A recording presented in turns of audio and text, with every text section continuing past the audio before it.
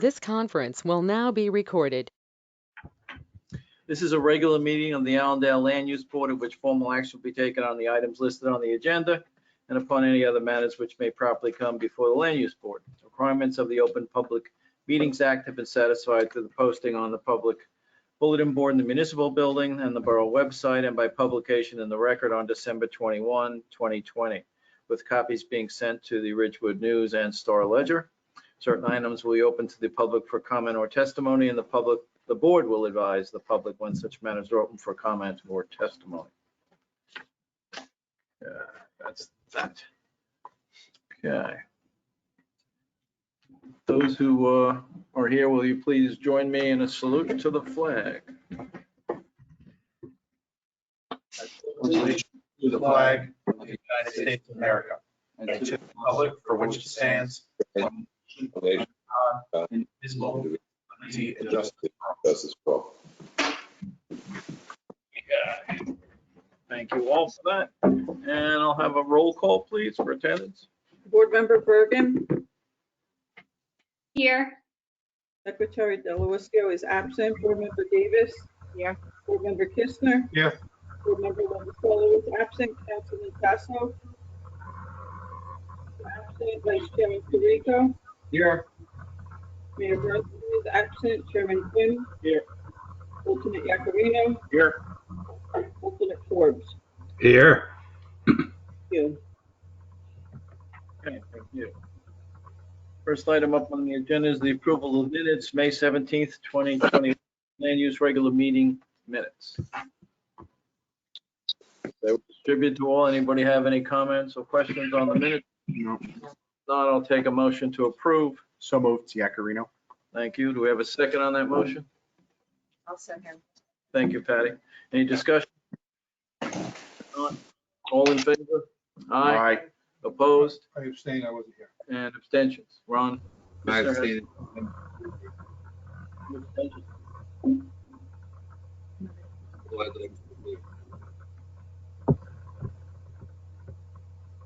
You were present. That counts as being present for my Yep. and I apologize. You were present. But I'm present. All right. The minutes carry. Okay. Next on the agenda is the application file land use 2021-03 Park Properties LLC, 54 Park Avenue, Allendale, New Jersey, block 17097. It's a proposal, I believe, now to build 5 townhouses. Final site plan approval, use and bulk variance, preliminary site plan approval, final site plan approval, use and bulk variances, variance relief pursuant to 50-55D-60C, it looks like. And that was carried from the meeting of May 17th. Okay. I think we have some revised plans that the prior sets of plans, and this is the third set of plans. I think, as I recall, we went from 10 units to 6 units. Now we're to 5 units. I think, yep, we revised plans that have been submitted in a timely manner. I can advise that this meeting is able to proceed. It was carried from previous meetings and notice was given at each of those meetings as to the new date for the hearings, even though this continued from quite a while ago, several while ago. I think it was the March meeting. But these new plans have been submitted in a timely manner and we're ready to proceed. And I think probably the best way to proceed would be for Mr. Whitaker to introduce the highlights of the revised plans, and then we'll take the testimony as he presents. Thank you, Chris. Thank you, Mr. Botta. Good evening, Mr. Chairman, members of the board. Bruce Whitaker from the firm of McDonald Whitaker, representing the applicant. I've been on Zoom. I do hear Mr. Botta with no problem, but Mr. Quinn, you have been going in and out as far as being able to hear you. I don't know if other people are having the same problem. Okay, thank you. Okay, this is, as Mr. Botta has stated, a continuation of a public hearing. At the last meeting, we had presented all of the engineering testimony. We had gotten feedback and comments from board members as well as members of the public. At that point, we looked at the recommendations and suggestions that were made by board members for revisions. The revisions required us to go back to the drawing board, so to speak, to revise not only the architectural plans, but also the engineering plans. And on the basis of that, plans have been resubmitted. I have left with you a new exhibit list, and we will go through those exhibits this evening with the testimony of our engineer, our architect, and then we will introduce our planner.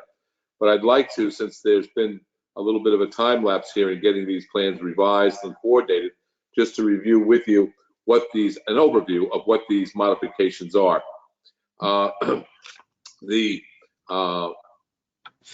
major change that we've made is that instead of there being the 6 units originally proposed, we are down now to the 5 units. You had also asked us to look at a reduction in the height, and we were able to reduce the height from the 39.5 feet that was originally proposed down to 32 feet 8 inches. That'll be explained by our engineer. We also, as per a comment made, reduced the size of the patios. There was a retaining wall that one of the neighbors stated was in a state of disrepair. The plans will now indicate that the retaining wall would be completely demolished and a new one installed. We have increased buffer landscaping areas. The plans that we've submitted, even though there was a reduction in the number of units, we still meet the RSIS requirements for overall parking. One of the comments that I just received this week from Mr. Snedeck is pertaining to you as a board having to consider whether the affordable unit would work within your plan of what affordable units are required, because when you're offering an affordable unit, the regulations state the first affordable unit is supposed to be a 3-bedroom. So I've submitted a revision that shows that the affordable unit, which is unit number 5, will in fact be a 3-bedroom. So the board will not have to consider any type of modification to your overall affordable housing plan. We would be in compliance with that. If you recall, at the last meeting, we talked about the trash and how it would be picked up. We've shown an area where the trash will be, and it will be, as we stipulated last time, done with a private hauler. Based upon the revisions made, you'll hear testimony that the impervious coverage has been reduced. Based upon the testimony you're going to hear from our engineer, he has met requirements your engineer requested pertaining to drainage modifications, and they will be testified to tonight. As I stated, there is additional landscaping. We've also reduced by eliminating one of the light poles and now using LED fixtures. So that's a very brief overview. We'll go into more detail in a couple of minutes. And the last thing, we had talked about a sign. We stipulated at the last meeting that the sign would be a conforming sign, basically a small monument sign that would properly identify the building and have the street address on it. Not unusual for a complex when there's more than one unit to have some type of demarcation for proper address on the roadway. With that said, what we're now seeking is the D1 variance for the 5-unit multifamily in the C-1 Central Business District, where that is not permitted. We are seeking a D-6 height variance, although we've reduced the height a great deal.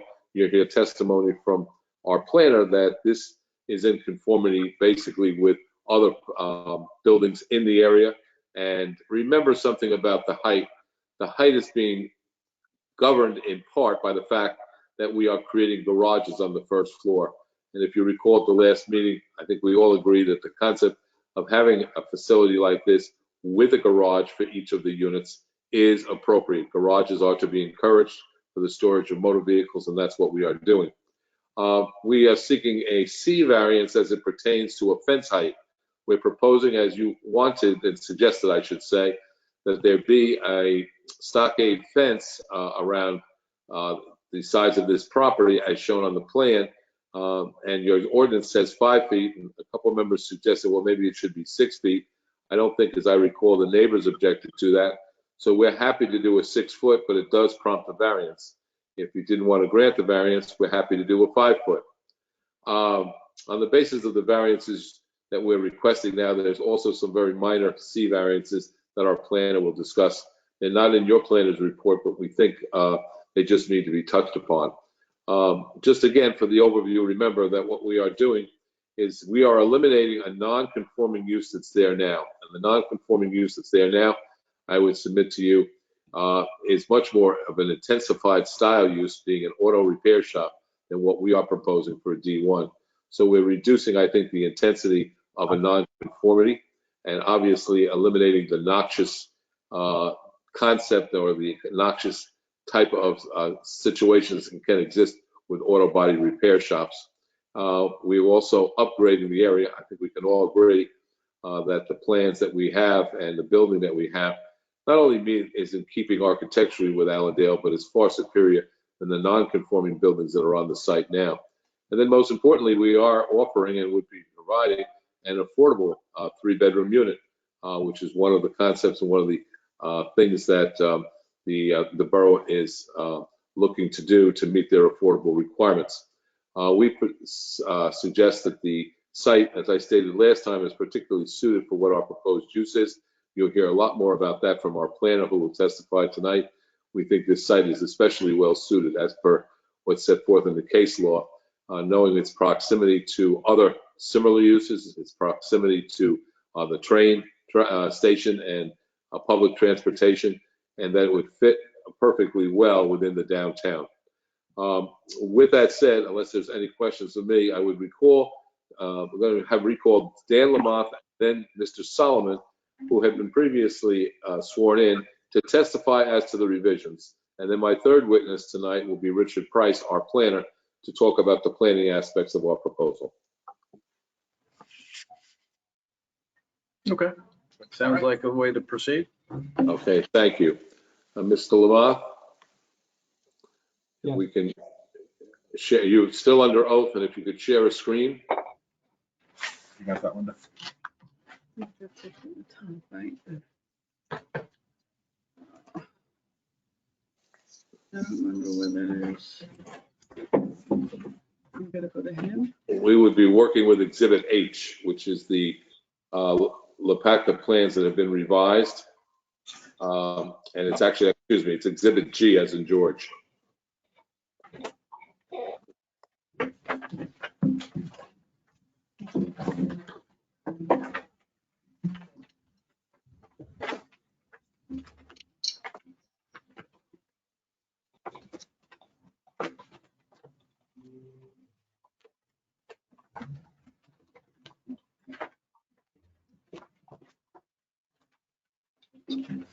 Mr. Lamothe, you have prepared revised plans that are dated through June 1st, 2021.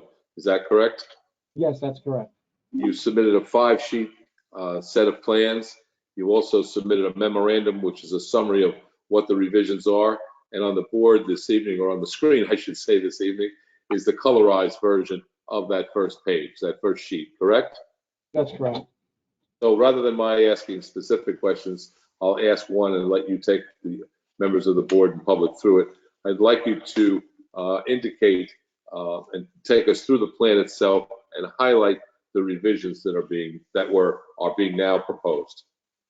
Okay, what's on the screen now is the submitted site plan. However, it's been colorized to show the the proposed landscaping and the proposed building and parking lot. It bears a revision date of June 1st, 2021. I'll zoom in a little bit so you can see more of the detail.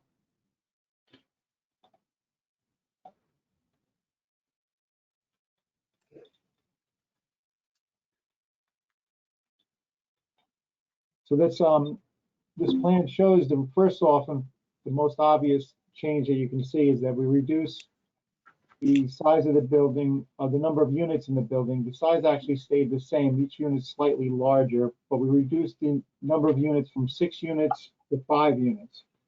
The previous plan had units that were 18 feet 4 inches in width, and now each of them is 22 feet in width. So actually the overall size of the building has remained the same.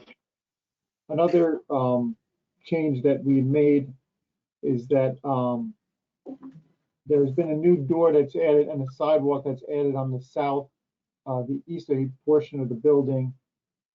in the area of the frontage on Park Avenue to give it more of a presence, an architectural presence from the Park Avenue elevation. The architect will go into more detail on the elevation of those changes.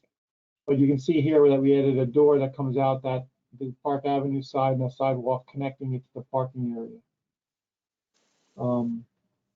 Another change that we had made is we increased the side yard at the northerly property line from 15 feet to 16 feet.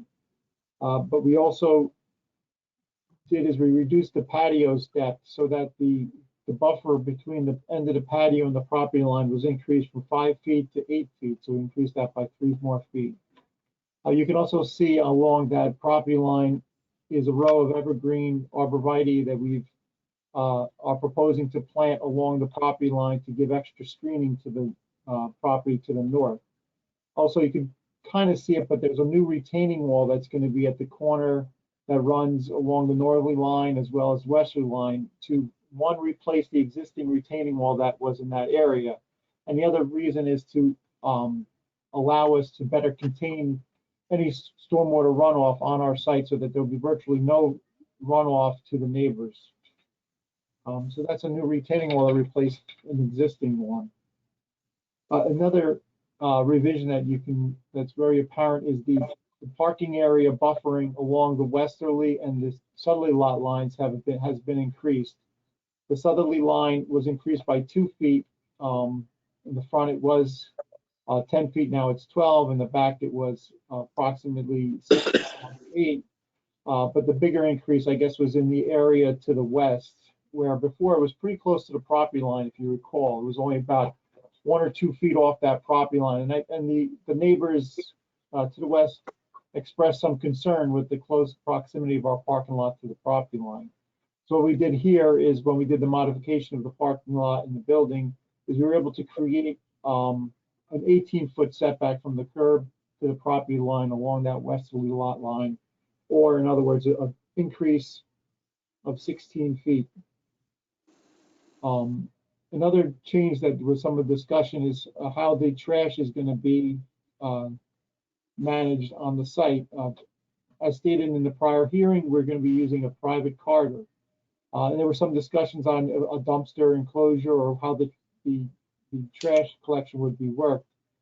So what we came up with here to try to minimize any impact on the neighboring properties was to create a pad in the parking areas so that there's room to store the trash receptacles, 2 for each unit, recycling and standard, and that the private carter would come into the parking lot and service the garbage cans in the parking lot that are on these pads. This allows us to have less impact of having a trash enclosure closer to the neighboring property lines.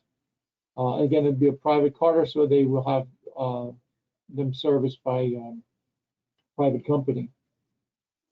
The other change is that the proposed amount of parking spaces that we had was actually reduced slightly by 2 spaces from 18 feet proposed spaces to 16 proposed spaces.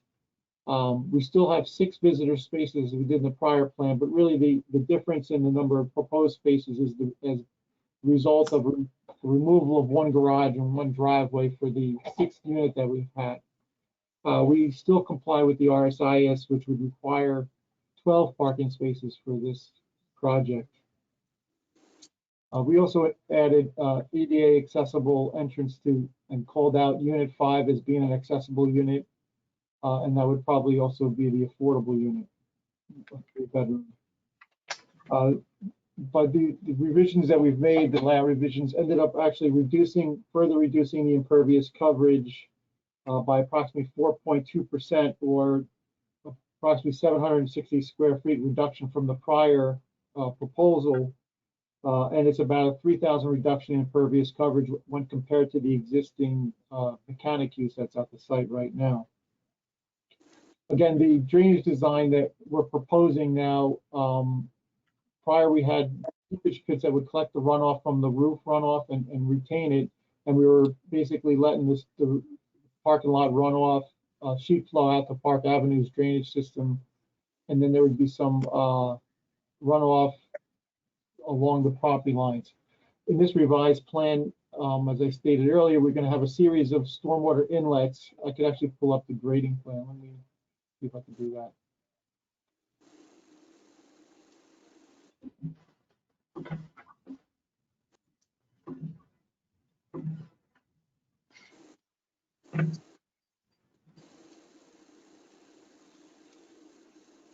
So this is a copy of the grading plan. What it shows is the utilities that are proposed. You'll see a series of drainage inlets around the perimeter of the property and swelling to those new inlets. What this allows us to do is to basically eliminate any stormwater runoff to the neighboring properties. Along the south line, this area, our parking lot, slightly lower, so the water will sheet flow into our parking lot. In this area to the west, there'll be a swale that to a series of collection lawn inlets that collect the water and bring it out to the street, Park Avenue. Because there was no drainage within the immediate area of Park Avenue, we are proposing a new inlet on Park Avenue that will collect stormwater from our site and some off of Park Avenue and collect it back into where the water actually goes today, into an existing inlet at the corner of Erie Plaza and Park Avenue. We're also proposing a new stormwater inlet in the driveway so that it minimizes any runoff from our driveway to the Park Avenue street drainage. We also continue to still have the retention system of the 2 seepage pits that will collect and retain the water from the proposed roof. So there'll be a reduction in runoff for 2 reasons. One is we're going to be retaining the stormwater runoff from the roof, but just by the virtue of reducing the impervious coverage proposed, there's actually a reduction in runoff, even if we didn't retain any of the water. But I think it's a much improved and comprehensive drainage plan that will greatly improve the stormwater runoff from the site. Mr. Lamont, just in that connection, you had testified at the last meeting that basically there was no drainage system on the site, and just as a reminder, and it was basically just a sheet flow. The water was just running off with no ability to collect it on site. Isn't that correct?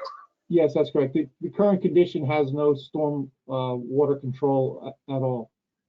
So on the basis of what you're proposing now, you are reducing the runoff and containing drainage on site, correct? Correct.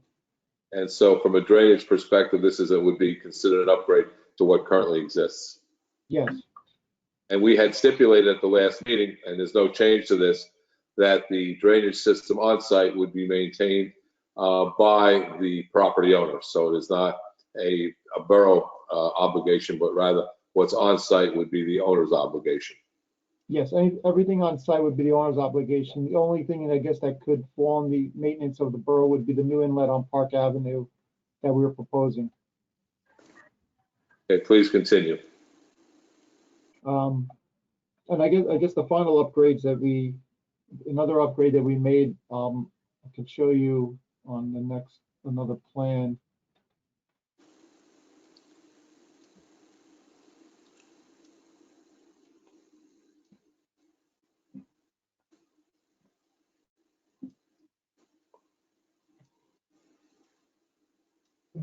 So at the last hearing, there was some concern about the proposed lighting that we had. So what we tried to do here is to minimize the amount of light that's being proposed. So we wanted to light up the driveway because we feel that's an important thing to light up. So we still have 1 proposed pole.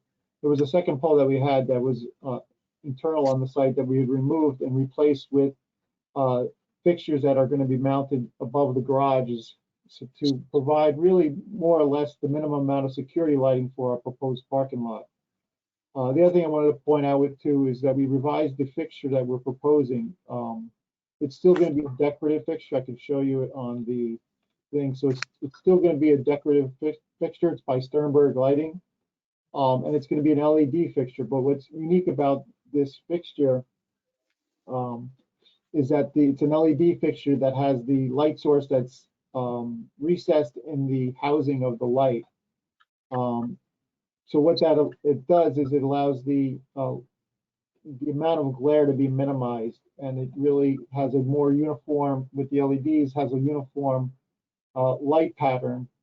And rather than your conventional decorative lights where you have the bulb right in the open area, this light source is actually upset. So it lights up, but it doesn't have that same kind of sky glow as the old lights used to have.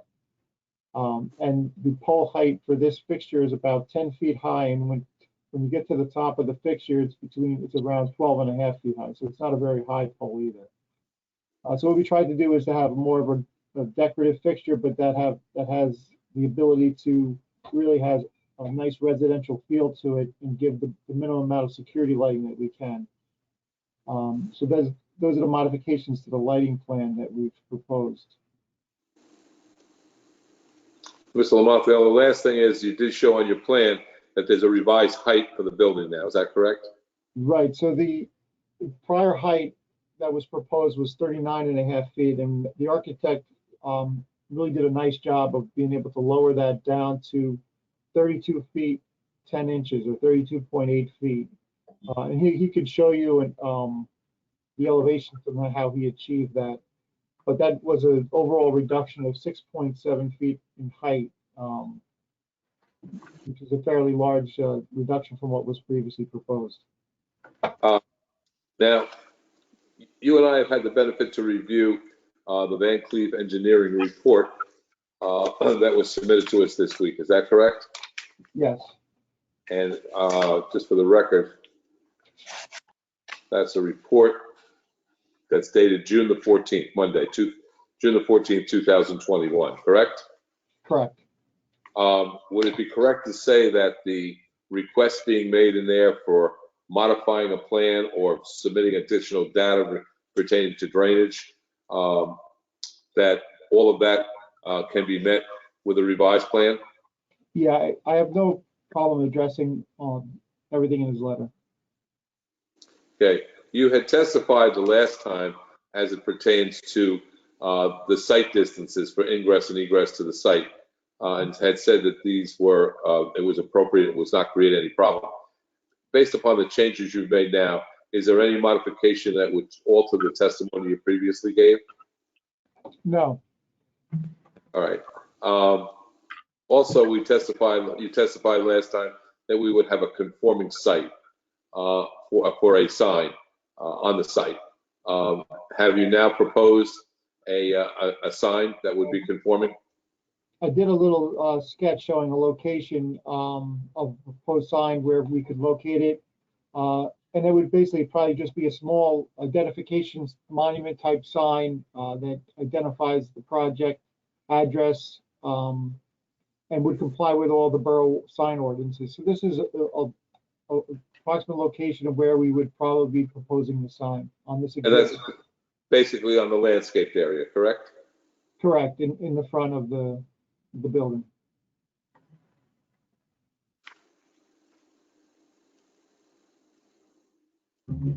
There's some other requests being made as it pertains to show some dimension areas, fence gate detail and things like that. That can all be provided on a revised plan, correct? Correct. I have nothing further to witness at this time. Okay, thank you. Mike, I'll turn to the borough's engineer to go over some of his comments and whether your comments are acceptable or not. Yeah, I mean, with regard to the drainage, they're somewhat technical comments. I mean, I think if the applicant's engineer is willing to provide the requested information and maybe sit down and meet with us, we can work through the technical issues on the technical comments that we raised with regard to the drainage issues. I don't know if we heard yet whether the other on-site utilities were going to be owned by the owner or if they were planning on having them owned by the borough. So I think as we hear more testimony, we should get clarification regarding that. I had a couple questions with regard to the landscaping, particularly with regard to its proximity to the seepage pit, and maybe the applicant's engineer can provide a little information regarding whether that's going to create an issue or not. We will adjust the location of the plantings to, so it doesn't interfere with the seepage pits. So we'll stipulate that if it requires a small modification as far as location is concerned, we certainly can accommodate that. My experience has been that sometimes that's even done during the course of inspections and in the field. And we may end up, when test pits are done for the seepage pits, have to relocate the seepage pits in the field based on conditions anyway. Okay. Yeah.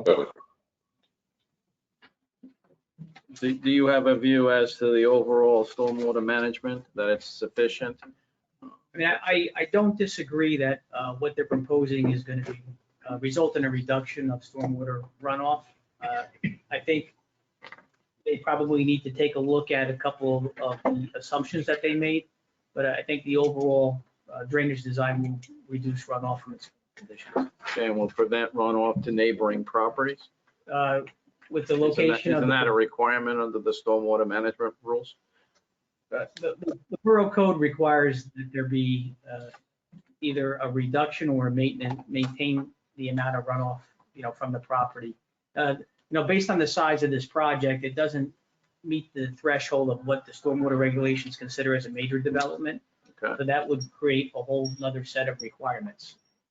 This proposal doesn't trigger that threshold, but the borough ordinance requires the applicant to either maintain or reduce the amount of runoff from their property. And I think the drainage system that they're proposing will do that.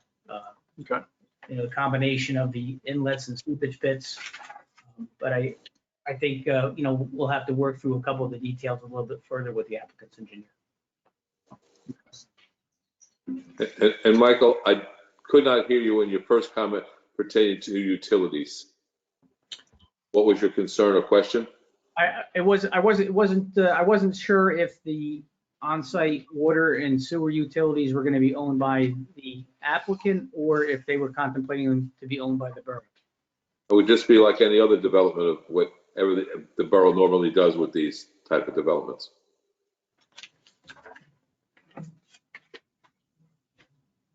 Would just be the same as any other. Well, I think we have a couple different situations in town.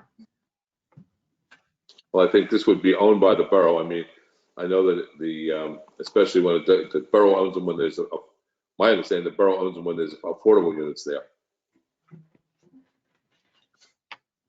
I don't know that for sure. I asked the question to see what your intentions were. These are going to be these 5 units will each be owned separately under a planned unit development. So on the basis of that, the utilities to that would be borough owned, just like I think borough owned utilities right towards individual dwellings.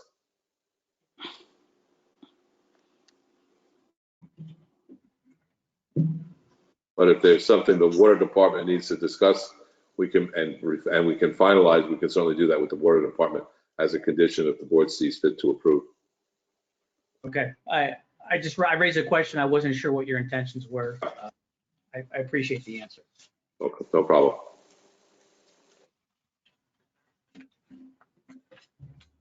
I have nothing further.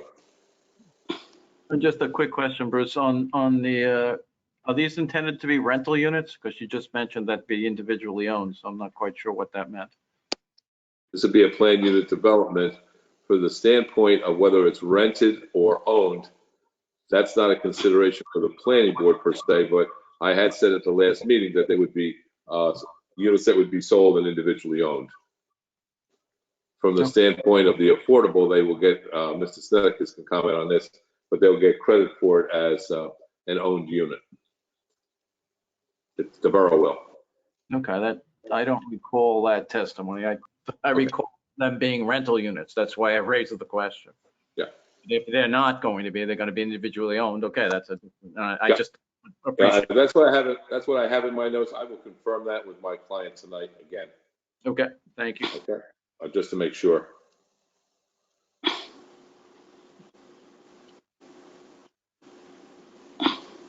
If board members have questions for the applicant's engineer on this testimony this evening, any other questions from the board? Any?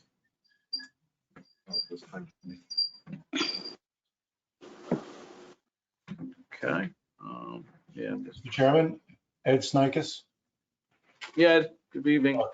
Thank you. I just wanted to follow up on some of the comments we had in our review. And the engineer, during your testimony, I'm not clear if I heard this correctly. You were indicating the setbacks that have changed.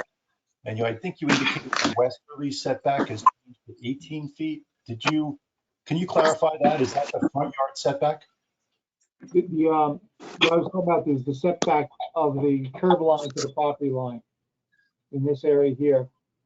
The closest, the curb to the parking lot to the property line on the westerly side of the road is approximately 18 feet here, where before if you remember, the parking lot came up pretty close to the property line there. It Okay. wasn't setback, it was the parking lot setback I was talking about. Okay. In our review, I presume you're involved in the landscape plan for Yes. the project. We had offered some recommendations to the plan relative to the buffering and some of the existing trees in the property. Do you have a position on that, or? Yes, I can interject. I reviewed that part with my client, the owner, and we have no objection to making the modifications you propose. Okay. The purpose for mentioning that, I just wanted to indicate that to the board. Obviously, you can ask any questions of myself relative to that, but I based it on a site visit, taking a look at the existing vegetation, the trees that are there. Some of the trees are invasive Norway maples, but yet they still provide canopy and separation from adjacent properties. Some trees I saw were not in the greatest shape, so I made certain recommendations to have those trees removed and replaced with new landscaping. I asked the applicant to increase some of the buffering along the, what I call westerly and easterly property line, with north being up on the plan, essentially. And the other thing I wanted to ask the engineer about is on the easterly property line where you have the proposed retaining wall, what is the distance remaining between the patio spaces there and the wall itself? My question is geared towards adequate area for some buffering on that side, because in your current plan, you don't show any evergreens on that side. Yeah, we only have the fence there. And it's basically,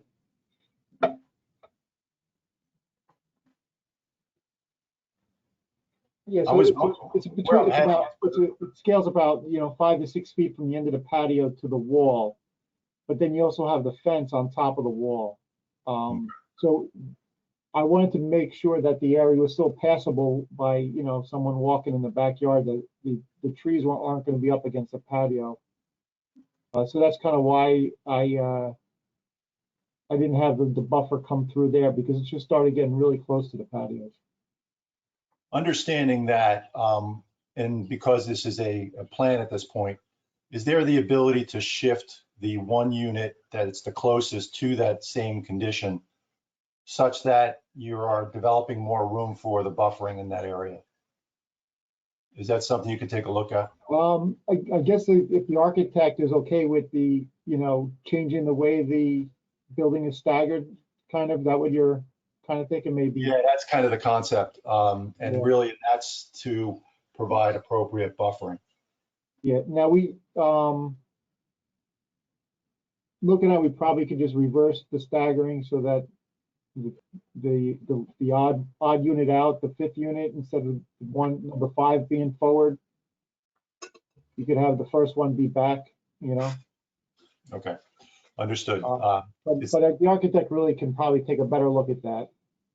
I'll just put that out there. I know I didn't cover that in the memo, but it was a question I had in my mind, whether or not there's enough room in that area. So, okay, thank you, Mr. Chairman. That's all I had. Thank you, Ed. Other members of the board? If not, I'll open it up to questions from the public.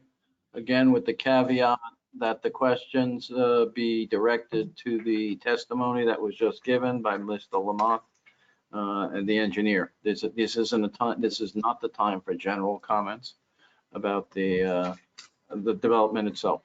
So with that caveat, I'll open it up to the public, and I see a hand up. Ma'am? Hi, am Debbie Lyon from 81 Park Avenue. I have a couple of follow-up questions regarding the height of the building. It's my understanding that at that height, it still is requiring a variance. And I just wanted to know if the fire department had adequate equipment at this time to handle that height of a building. Well, you will hear testimony later this evening that there's heights around this building that we're proposing that are taller than what we are proposing. And they've been there for quite a while. That's not my question. My question is if this particular property conforms to what the equipment that the fire department already has. I would say probably because residential units are permitted to be 35 feet in height all through the town. And we are proposing 3210. Thank you. Thank you. Other members of the public have a question? Nope, I see someone there. Looks like Mr. Manning. That's you again. Yes, I have a question for the engineer regarding the light towers. He'd indicated they'd be 12 feet high. Is that correct? Dan, before you start, just please identify yourself and your name and address for the record. Sure. My name's Daniel Manning. My address is 47 Mallinson Street. My property backs up to the, looking at the plans, it would be the southwest corner. So my question is, the light towers would be in that vicinity, I'm assuming, going along that back line. These would be 12-foot light towers, is that correct? No, the total height of the light is 12 feet, but we're not proposing any in the back corner of your property. I'll show you where the lights are proposed. So to try to, based on the conversations we had from the last meeting, we're trying to be sensitive to your property and the other properties to the south and the west, so that the only light pole that we're proposing is at the very front where the driveway is to provide security for entering onto Park Avenue. The rest of the lights on the site are just going to be building mounted lights above the garages to provide the parking areas to be lit, so that we minimize the any kind of light runoff spillage out at the end of the parking lot. There'll be minimal light in the area of your property back here, so that you're trying to just minimize the light impacts on your property as well as the other properties around the west and the south. Mr. Lamar, the type of light you're proposing on the building, can you explain? Is that similar to any other residence? For instance, I know the code requires a light outside the door. Not much different than most houses have lights above their garages anyway. And so these will just have a little, there'll be a decorative fixture. It'll be mounted like you see this here on sharing the screen. The fixtures above the garage will be mounted to the wall of the building above the garage, and the fixture will look something like this, the decorative fixture, and the light will, this is how far the light basically goes out, just kind of as it gets to the end of the parking lot, it dissipates. So we primarily wanted to provide the security lighting for where the cars are going to be parked and the driveways. So we didn't want to put any perimeter lighting around the parking lot. I hope that helps. I do have a second question for the engineer. Mr. Sinicus had brought up the fact that there's existing trees on the perimeter of that property. One of them is in that corner that butts up to my property. There's probably an 80-foot maple there that blocks a lot of that mass. Are you planning on taking that maple down? I believe it's over back in this corner here. Yep. Yeah, that one's going to remain. So that back corner that butts up to my property, that large maple is not going to be removed. Yeah, I'm not sure what the borough planner had. That was only recommended to be cut down or not. If I can interject, that was not one of them, because I recognize the condition of the tree and its size, as you had just pointed out. And you can see where we tried to really pull the curb line away from that area to try to preserve that buffer as best we could. You see it here.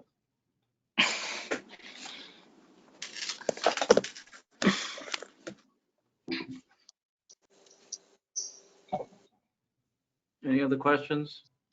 I Sir? have comments. Can I make a comment? What's your comment? Well, just that it has to pertain to the engineering. I have a question. Hold on. Mr. Manning, are you done? Yes, I am. Thank you. Thank you. Yeah. Other members of the Hi. public? Yeah, I have a question. Did you This is please? Nancy. Okay, I'm sorry. Identify yourself and your name and address for the record, please. Nancy Green, 42 Park Avenue, Allendale. Okay. Okay, thank you. I'm sorry, my internet went out when you were talking earlier about the what you were going to be doing on different sides of the property.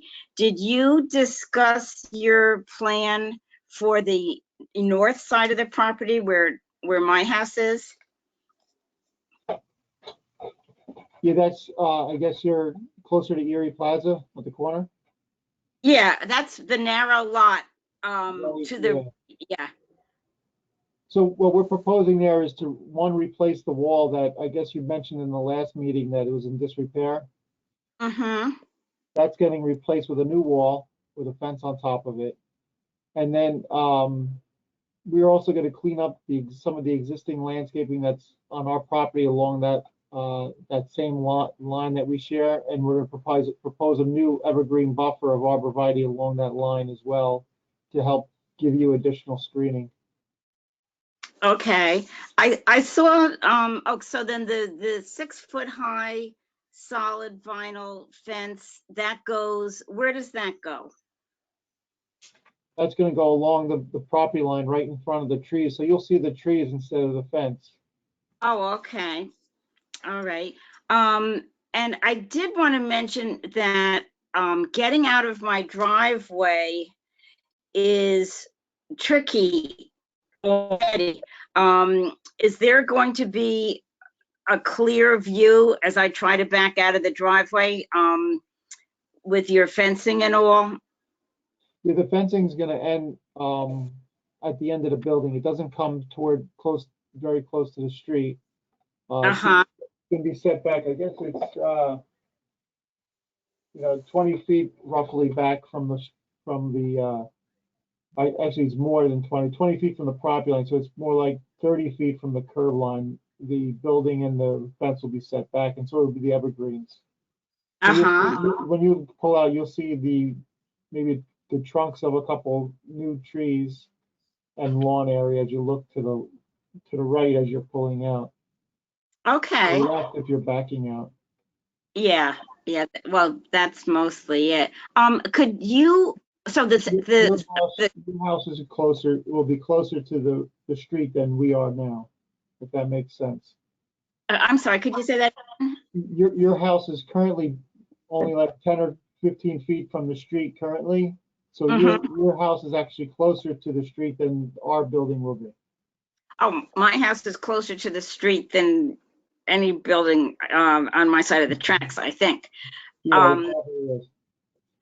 Okay, now it's still going to be 3 stories high? Yes. Okay. What about the loss of light to my property?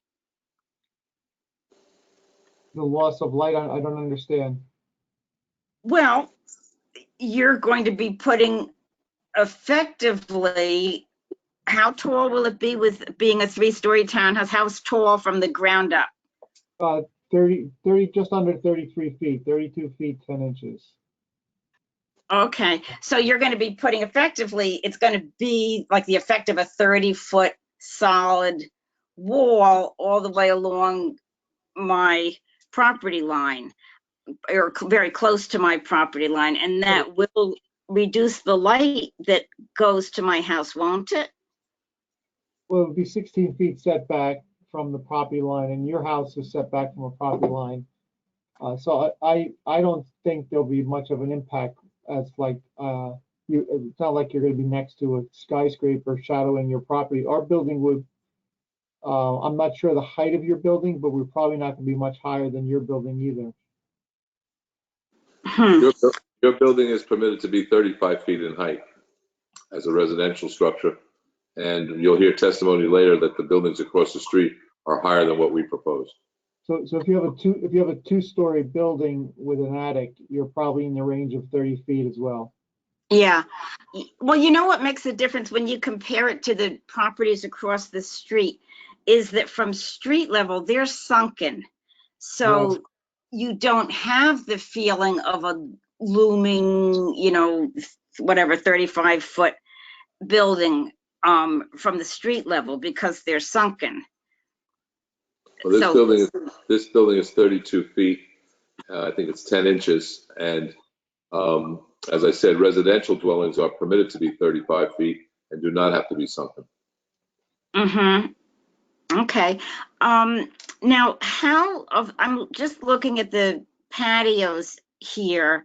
So what would be the screening between the new residents and my property? It would just be like, are you putting an arborvitae's there or something? We'll have a row of evergreens along that property line that we're proposing. And then in addition to that, we also will have a solid 6-foot vinyl fence.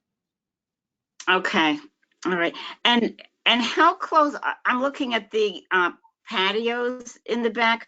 Are they patios and not decks? Yes, patios. Okay, so then they're flat on the ground. That's Are they correct. Yeah, well, they'll be at the ground level, right? Okay, all right. And I don't think that there's any code about how close a paved area can be to the property next to it, is there? Yeah, but we meet the setbacks for the patios. I'm sorry? We don't need a variance for the setback of our patios. They are Okay, conforming. okay, all right. I'm sorry? They are conforming. Okay, all right. Okay, thank you. You're welcome. Thank you for the questions. And I believe the fence height, 6 feet, that's a variance you will seek. So I believe the town's height standard is 5 feet. Yes, as I said in my opening, there was a suggestion made that it should be 6 rather than 5 during the course of discussion at the last board meeting, and we said we would do 6 if that's what the board wants, or otherwise we would do 5 without a variance. Okay. Yeah. And this board has approved 6-foot fences and other properties fairly consistently. Yeah, it's not uncommon. That's correct. Can I ask a question there? I thought it was 4 feet. I thought that No. fences were allowed 4 feet or you had to get a variance. That was revised several years ago to 5 feet. So the Okay. town standard is now 5 feet. And applicants have in the past have sought for a 6-foot fence, and we've often granted that because of, particularly for safety issues. Mm-hmm. Okay, like a swimming pool or something. Well, Okay, thank you. The properties that are near the train tracks in particular, so you don't have children being able to vault fences. Okay, any other members of the public? Thank you for the questions. Any other members of the public wish to be heard on this applicant's testimony? Kevin, this is Todd Peterson, 43 Mallinson Street. I'm directly to the west of this property. Okay. I guess a comment on the discussion around the building size and keeping the units, making the units bigger, the building size the same. Obviously, the bulk of the building stays the same, which is sort of contrary to what the last conversations were all about. The question. Sorry, go ahead. You said you were making comments. I said it's time for questions. The drainage on site, are we keeping all the drainage on site? Oh, yeah, our site, we're proposing drainage that's collecting stormwater, but we are tying into a new inlet on Park Avenue that we're going to construct. But okay, so I guess the question I have mainly is to the, let's just say halfway through the property, all the way around to the back, the whole U behind it. Is all of that drainage being maintained on site, or is any of that going to flow off the back? Yeah, so let me show you the drainage system again. So none of it will flow off the back. You can see that your property is to the west here. You see my Correct. cursor? Yeah. You'll see the couple inlets. We have, first of all, replacing that wall, so there'll be a new wall. And then from the top of the wall, we'll pitch into the inlets that are along that property line. So the water gets collected in these inlets. You see 3 of them. Mm-hmm. And then that drains out to another 4 more inlets along the northerly property line, I guess. And then that goes out to a new inlet in the roadway. Right. So all the surface water gets collected in the inlets, and then part of the roof will get retained in the seepage pit. But if you look at where the retaining wall ends on the west side of the lot, Right. the bottom of wall 29.3 matching existing, then you've got contours there at 294, 29455, and 296. Yeah. So all of that will swale down to 2935. So to me, there's still drainage that's going to come off the back corner of that. So to say the southwest corner, it's going to go onto my and Dan's property. The water is going to drain into the inlet that's right here. See it? 108. So the water is going to come through that swale and go into the inlet. So at the 296, so you're suggesting everything is going to flow in a north direction? These curved lines represent that the water is going to channelize towards the inlet. Okay. I know we talked about this the last time. The retaining wall ending two-thirds of the way or 60% of the way across the back. I don't really understand, because if I look out in the back now, that back corner where it says 296 is the highest place in that lot. And if you're reducing it, fine, because there's about a 4-foot drop between that and my property today. So I'm really not clear. Yeah, I'm really just not clear how you're doing that transition if you're not going to continue that retaining wall all the way across the back. We could extend it further. We don't have to come all the way back, because our grade also goes up in this corner. Yeah. Our grade goes up in this corner. So I mean, I have no problem if you want to extend that retaining wall across the back. I don't know about Dan, because it would cross his, but he's got a fence back there anyway. We could extend it, at least another 15, 20 feet, because in that area, really, we're channelizing it there anyway, but we can extend it slightly. Okay. Well, slightly the rest of the way to the corner, or just to say to the end of my property line? I guess closely, see my cursor, that's your right in there. line. Yeah, right in there. Another 15, 20 feet, so we could bring that in for you. Okay. The impervious, I think somebody said, is 62% now. What's required on the lot? I don't know if there is a requirement. There isn't. There isn't? Okay. No requirement, but the current impervious coverage is 78.5%. Okay. I also, in looking at some of the, obviously I've been through the plans. On the architectural plans, it calls the building out at 31 feet 5 inches. It calls, I think, Mr. Whitaker, you said in your opening statements it's 32.8, and then somebody else said it's 32.10. So I'm really not clear how tall that building actually is and from what elevation, but I guess we'll get into that later. Yeah. Yep. 32.8 is the same as 32 feet 10 inches. 10 inches, yeah. So 10 inches is 0.8 feet. Yep. Now, maybe Dan and I will differ in this trees in the back. I would have actually no problem with all of those trees being removed if we put more. There's really 2 large trees proposed between my building, my house, and the building. The one being on the parking lot side, and then there's one on the building side. I don't know if we could get another one in there. I just don't want to see the building, because my concern is walking out my back. I have a covered porch. People, when I go to resell my house, people are going to walk up my back door and go, wow, this is beautiful. Pool, trees, you're going to see in a covered porch. But when you get out past the covered porch and you start to see a skyline, you're going to see this massive building there. I'd like to see more trees put in along that buffer. Well, we have stipulated that we would do what Mr. Snedekus decided or recommended to be done. And if he takes what your comments are and wants to see additional trees there or whatever, we can certainly accommodate that. Okay. The 6-foot fence is on top of the retaining wall or behind the retaining wall on the property side, on your property side? It's on top of the retaining wall. And it's a vinyl fence? Yes. Is it a high quality vinyl fence, or is it gonna be one of those ones after a year and a half it's falling apart and sagging? Here's a generic detail of it.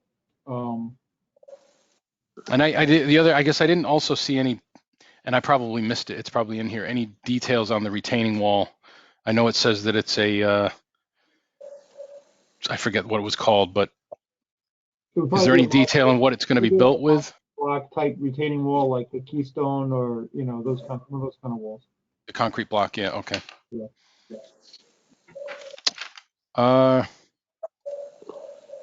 I think that's my only questions. Thank you. You're welcome. The final fence will have to be of a quality that's approved by the engineer. If that fence were to become a problem, the town will have the ability to insist that the property owner replace or repair the fence. That's what occurs with the developer's agreement. Okay. Yeah. Could you possibly, Nancy Green, 42 Park Avenue, could you please show the picture of the fence again? It's just a generic, just shows that it's a solid, pipe board vinyl fence. Mm-hmm. So you might be able to make it like a little more decorative at the top there than just so square. We could, there's many different options that they are. This is more or less a generic detail to show that it's a solid fence and that it's vinyl and 6 foot high. We haven't picked out like a vendor yet on the fence. But yeah, there's different options on that. Well, I have very good taste if you need any guidance. We'll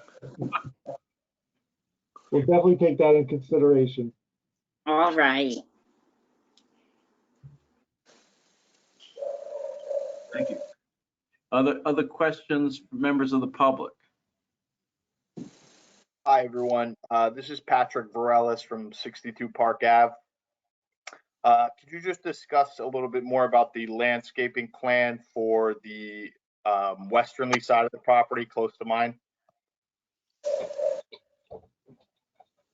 So we're proposing a row of evergreens along the top of the wall, along with the fence.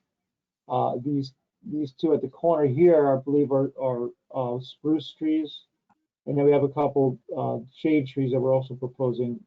This is going to be slightly modified to comply with the planner's letter. Okay. I forget what he's got going on there.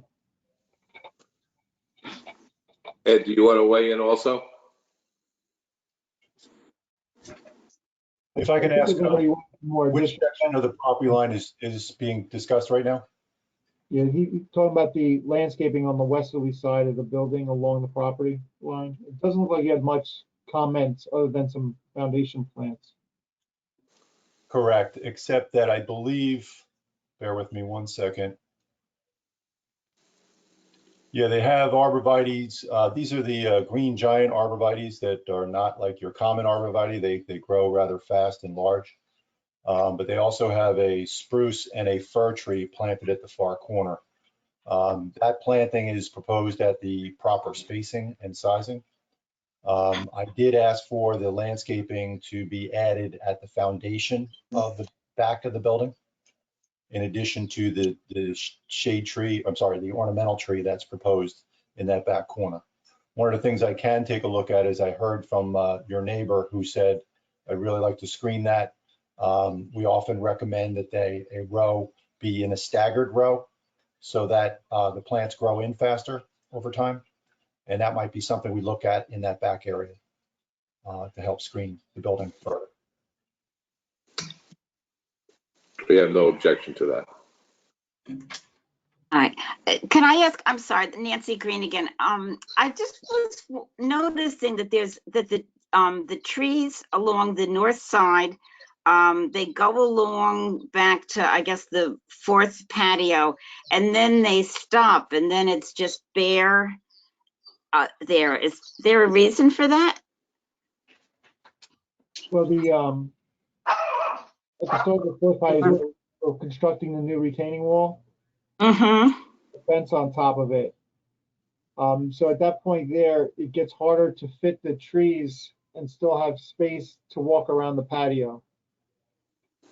So that's why we did that. So then, we still have the solid screen fencing that's going to be on top of the wall.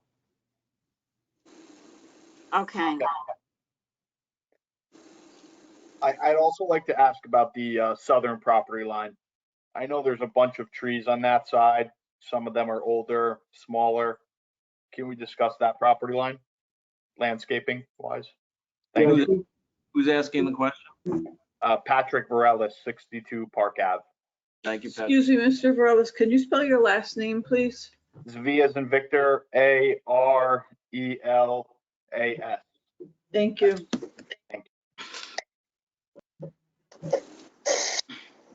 Yeah, actually the planner had some suggestions as well along that southerly line.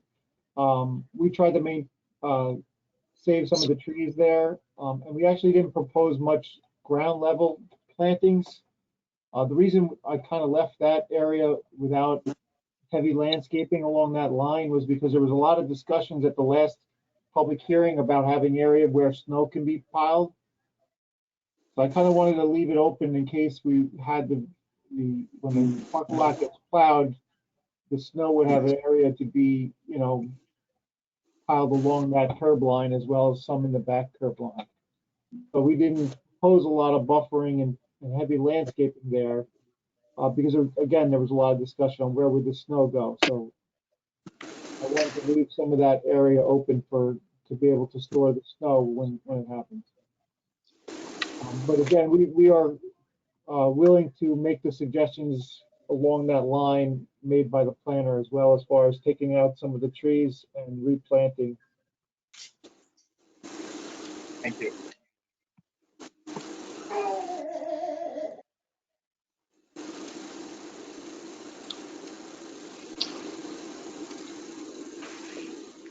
Again, this is Todd Peterson, 43 Mallinson Street. I just want to, since I was told I can't comment, I want to ask a question on the bulk comment. I don't remember whether it was yourself, Mr. Whitaker, or Dan that made the comment. I think it was about the bulk of the building. You said the building's the same size, the units are bigger because we went from 6 to 5. Is that correct? So the bulk of the building stayed the same? So Dan? Yeah, the length and the width is basically the same. However, the height is going to be over 6 feet taller. So the bulk of the building is going to be less because the height's getting reduced by a lot. The building itself does not require any variances other than the height variance. Correct. Okay. The question on it shielding the building to the north, the sun obviously rises in the winter from east to west, and would be low in the horizon. So there probably would be some impact to that building behind, or no? Or are we saying there's no impact in terms of light to the building to the north of that structure? Well, the reality is that the building is going to be less than 33 feet high. The setback to the property line is 16 feet.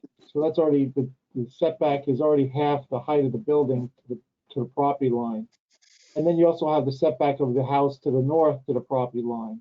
Yep. So the separation between buildings is going to be probably in excess of 30 feet, which is more than the height of the building. So I don't see much impact from like a shadow or anything like that, because really when you're talking about 30 feet in height, required structural zone is only 35. So we're not really looking at really a very high structure that's going to cast a very large shadow. Thank you. I have a question for the engineer. My name is Daniel Manning. Can you hear me? Yes. I want to go back to the retaining wall. How high is that retaining wall going to be? Let me see. on the north section of the property.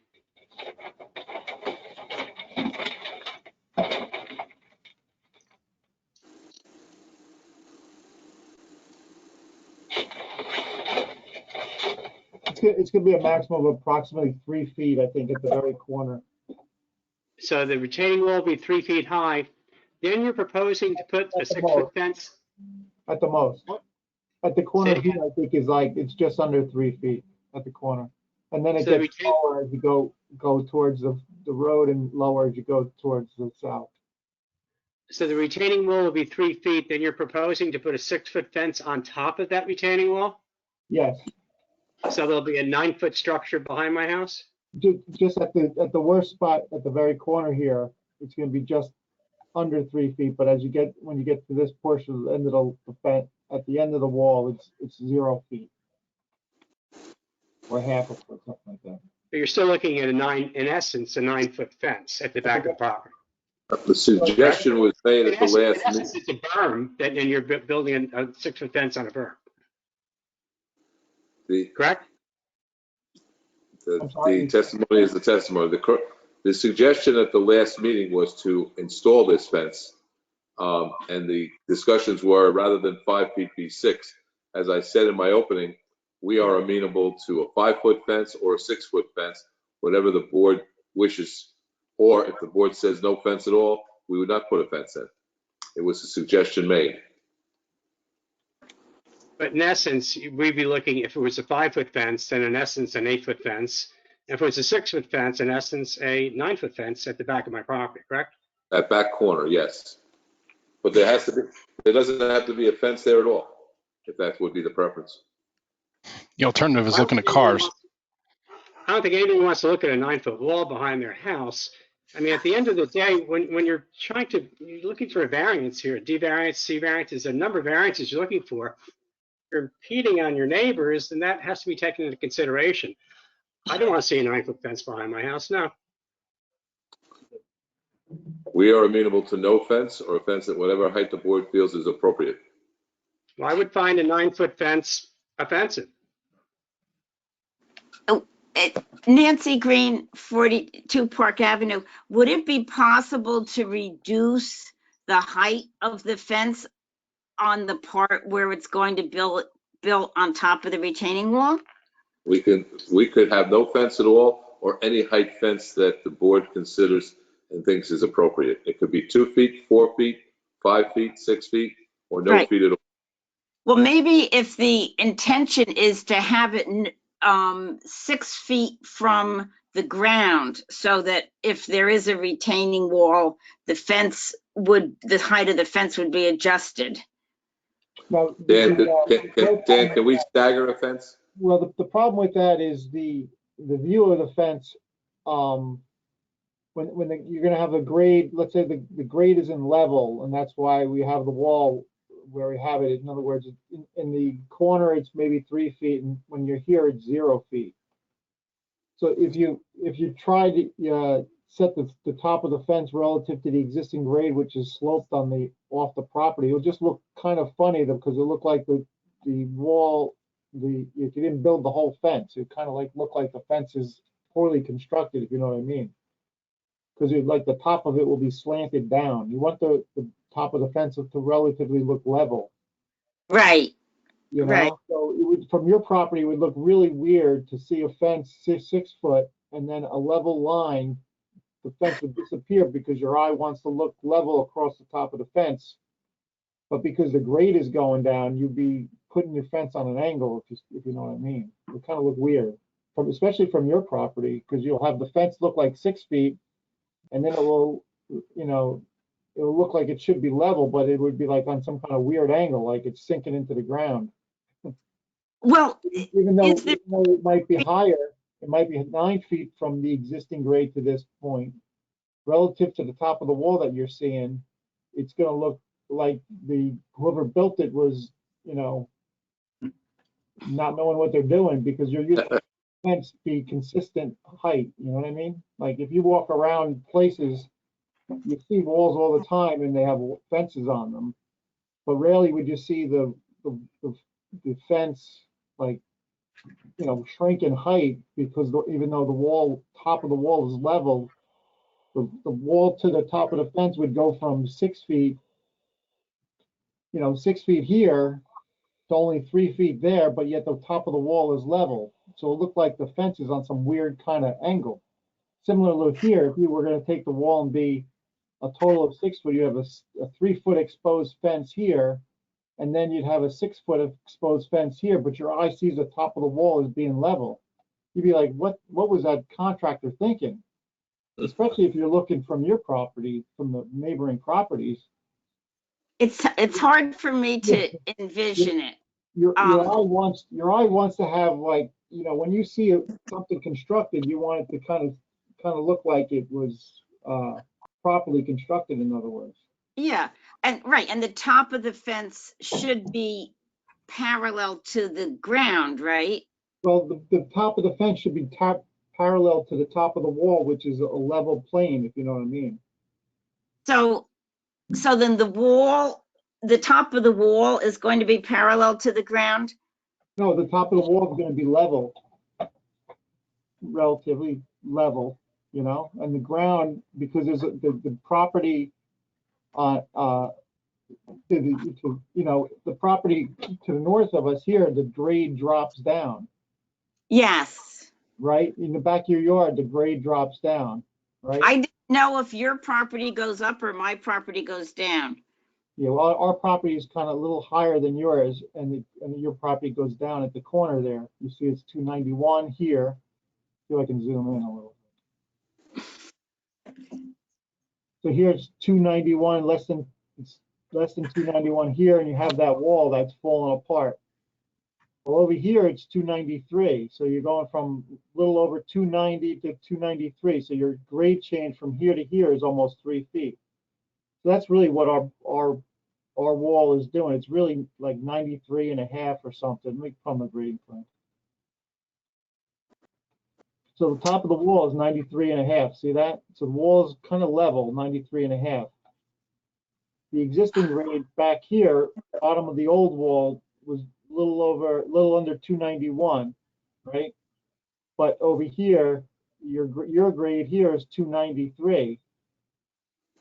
So the top of the wall is going to be level with whatever height fence you guys, agree on. If it's 5, 4, or 6, it wants to be a consistent height so that from 93 and a half to 93 and a half, the height to the top of the fence from the top of the wall is consistent. You wouldn't want to have, the grade here on the neighboring property to the west is basically the top of the wall, kind of where the wall starts to end.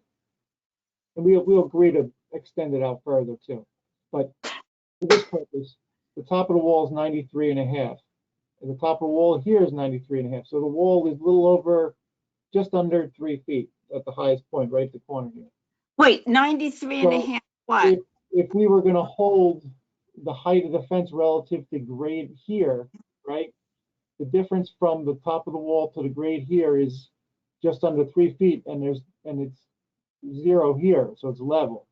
You wouldn't want to see the top of the fence be 2.5 feet lower over here when you're looking at the top of the wall relative to the top of the fence. You wouldn't want a 3 foot fence here and then on some weird angle have a 6 foot fence here. Even though the height from the ground on this side of the property is the same, it would look really funny because the top of the wall wants to be level. I mean, the top of the wall is level, so the fence wants to be level to the wall. Now, if you decide you like a 5 foot looking fence to the top of the wall, that makes sense. So then it's 5 foot here, and at the corner, it's 7.5 feet or 8 feet. But you wouldn't want it to be 5 foot here and only have 2.5 feet of fence above the top of the wall and 5 feet of fence over here. It'll look like whoever built the fence didn't know what they were doing, especially from your side, because Nobody knows what they're fucking doing. All right, well, on both sides. On the other side, it will look like what happened to the fence, who cut it down. I hope you're making a sketch of this while we're talking to help me visualize it. I don't know. What I'm thinking is, I see fences sometimes if there's a slope of the property, then rather than have the fence, rather, hold on a second. Okay. Rather than have the fence go slope, they'll have it go straight and then they'll come down a little bit, and then they'll have it go straight and then come down a little bit. Right, if you're constructing the fence right on the slope, right? So the bottom of the fence is the slope. Mm-hmm. In our case, the bottom of the fence is the top of the wall. And the wall is the same level. And the wall is the same level at the top. The bottom changes slightly because I want to make sure none of our water goes onto the neighboring property. So the top of the wall is level and our side of the wall is just slightly lower, so the water goes into these inlets. So if we have the fence, if we brought the fence in, I mean, if we bring the wall in and had the fence on just the ground, I guess that you could slope the fence with the ground, because then you're looking at a uniform height fence. If you're looking at the top of the wall and then you're comparing it to the top of the fence, and you're gonna, put the fence on the angle of the ground at the bottom of the wall, it just won't look right. I don't know if you can visualize that. Well, I'm gonna just have to trust you. I'm afraid I can't. All right. Well, I know somebody's been very patiently waiting to ask a question, so I'll turn the mic over to you. Hi, Debbie Lyon, 81 Park Avenue. I just want to go back to the landscaping behind the property. I think it's like pretty lame that you use the excuse of not enough space to just like stop landscaping in front of the in front of the fence. Like maybe those units need to be bumped a little bit forward so you have enough space to landscape. Why should 3.5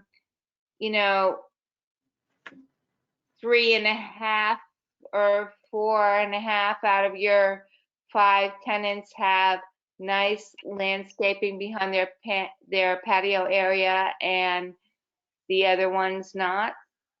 I think that's a question that Mr. Snikes asked, and I think the applicant said he would address it if feasible. So one of the things that the planner recommended was possibly, right now, part of the reason is because of this unit here, number 4, is closer to the fence and the wall, and that's really the reason why it makes it difficult to put landscaping in there. So his suggestion was to change where the building step is, so that the corner of the unit 4 is in line with the corner of the unit 5, which gives us a little more room to plant a little bit of landscaping along the back of those 2 units as well. And then we have to restagger the other units to comply with that. So I think we're going to look at doing that. I mean, it just looks it looks kind of stupid, and it's disadvantageous for anybody who's going to buy a unit to say, oh, like this one is like cut off halfway through the unit. I mean, that's crazy. So it looks like we're going to rectify that. Okay, thank you. Thank you. Other questions from the public on the architect, the engineer's testimony? We haven't gotten to the architect yet. No, we haven't. But I think the engineer is doing a very good job. Thank you. You're welcome. Any other questions from the public? If not, I'll bring it back to the board. I have a question on the. So all right, I'm going to shut down the public comments at this point and bring it back to the board, and a board member has a question. Yes, hi, this is Patty Davis. I had a question on the parking. So there's 10 spaces overall on the lot, but there's 6 going to be designated on the street? No, the way it calculates, I know it's confusing, but the way the RSIS counts the parking spaces is because each of these units has a garage space. Right. The garages count as a parking space. So right. the way we would count these parking spaces would be 6 that are that are regular parking spaces, and then you plus 5 units that have a combination of a driveway and a garage, which each count as 2. So that's how you get to the number of 16. You have, 1, 2, 3, 4, 5, 6 in the front here, and then you have a combination of 2 per unit, which makes up this 10, plus the 6 is 16. There's no off-site parking at all. It's just all going to be within our parking area. Okay, so there's no street parking. No street parking. Correct. Okay, I was reading Mr. Zemeckis's comments, and it looked like there were 6 on-street parking. There are 6 that are, I guess you could call them visitor parking spaces in our parking lot, though. They're not off Okay. the site. Okay, all right. Thank you. You're welcome. Other board members? All right, I think the board concludes its questions of this witness. Call Mr. Solomon, who's been previously sworn, for purposes of briefly describing the modifications that have been made to the building and to the architectural aspect of the site. And while he's getting back on, I just had the opportunity to talk to the owner of the project, and I was correct. This is a planned unit development, so they will be owned units. You want me to stop sharing, Bruce, or you want to keep the rendering up? Yeah, I think we're gonna, Mr. Solomon, share.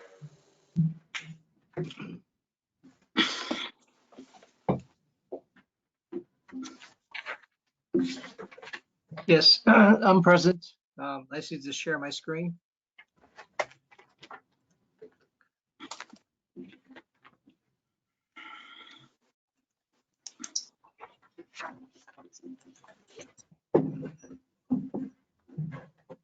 Shoot, what did I do?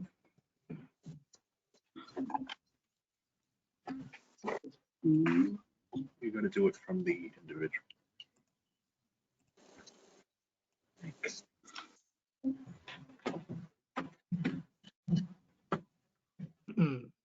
Okay.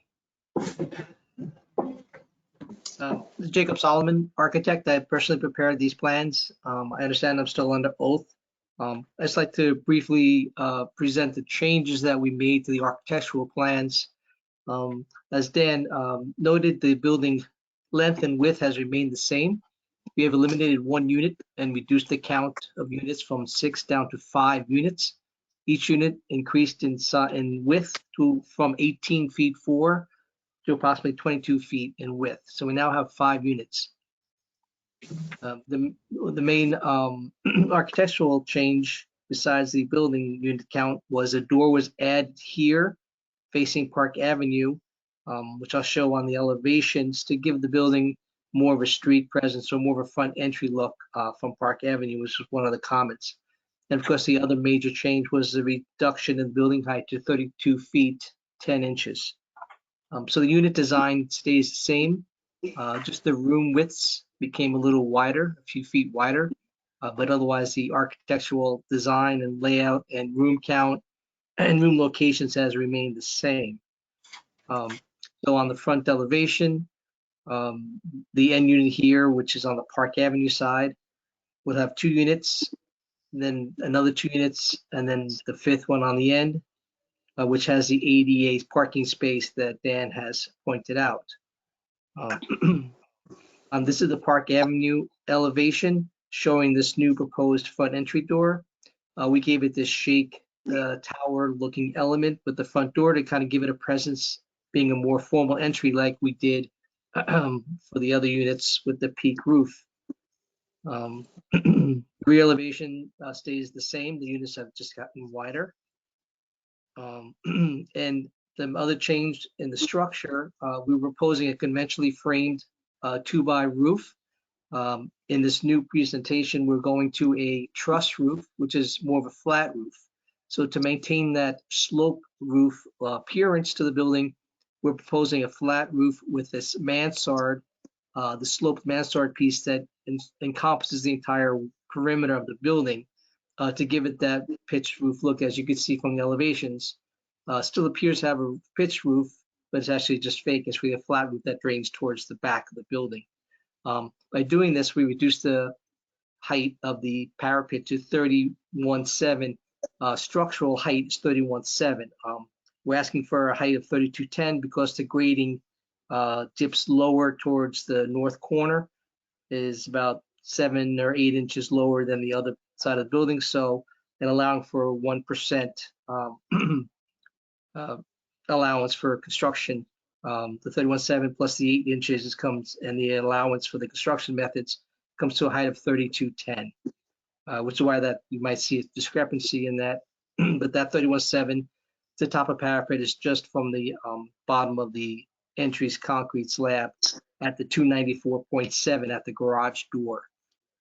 And then the elevation and materials remain the same. We just eliminated the N unit. We have a 5-unit count, but the colors and the rhythm of the building remains the same, with the parking, 1 garage parking spot, 1 driveway spot for each townhouse, plus a visitor spot. Mr. Sullivan, we revised unit number 5, that would be the affordable unit, to be a 3-bedroom. Is that correct? That is correct. I have a small sketch here of just that unit, where we had to relocate the bathroom. So this unit on the ground level, number 5, which has 3 bedrooms, is a different layout than the other 4 units. So we could not just make the family room or just put up a door and say it's a bedroom, because it needs the egress window.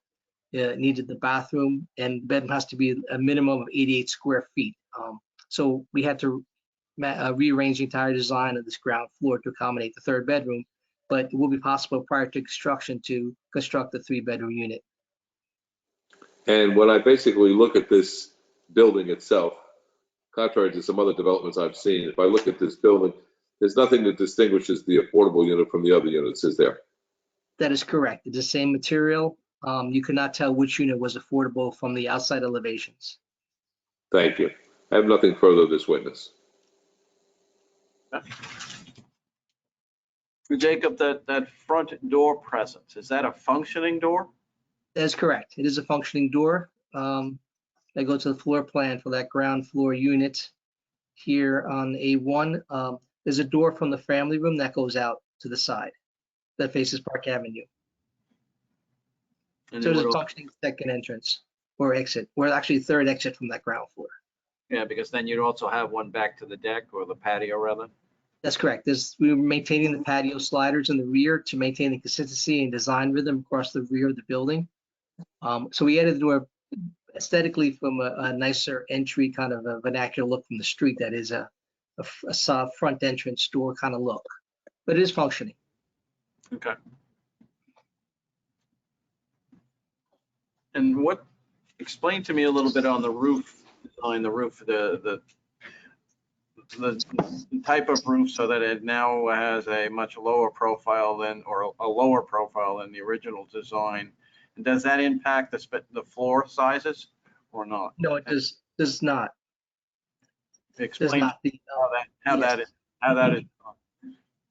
If you can see from the section here, instead of the roof rafters starting from the plate here and then continuing up on an angle, which gave us 6 foot or 6 additional feet in height, whatever that we were asking for the variance, we now have this just low mansard that's just a roof skirt, actually, that's just decorative and just framed around the perimeter at this elevation. But the roof is flat. It's going to be a flat roof. But Mr. Sullivan, no one would be able to see the flat roof. Is that correct? That's correct, because it's hidden by the supplied mansard that wraps around it. So it appears to be a pitch. Right.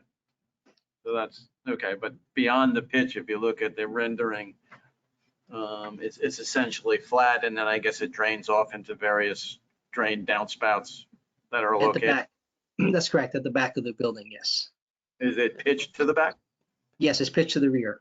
Okay. So there'll be no gutters on the front. Right. I see that.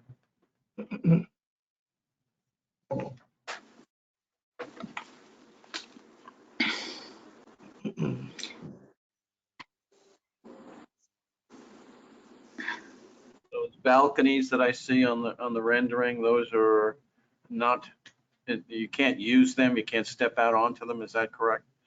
That is correct. They're flat. They're only a few inches off the face of the building just to allow for the corner posts, but they're flat.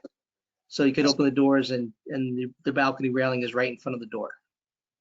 So they're not functional, but they will be structurally supported. The fireman had to stand on it, or if you had to access ingress or egress from the doors, the balcony is part of the building structure, but it's not usable as a balcony. You can't put a chair or anything out there. It's just decorative for the door look, but it is structurally sound and will support weight. Okay, thank you. Other members of the board? Questions? No. Board professional? Any issues from engineering or planning? Any questions from you guys? Mr. Chairman, this is Ed Snikes. Go ahead. Regarding the proposed patios that are in the back of the building, they're accessed from the first floor, right? From the ground floor level, that is correct. From the garage and the main entry level.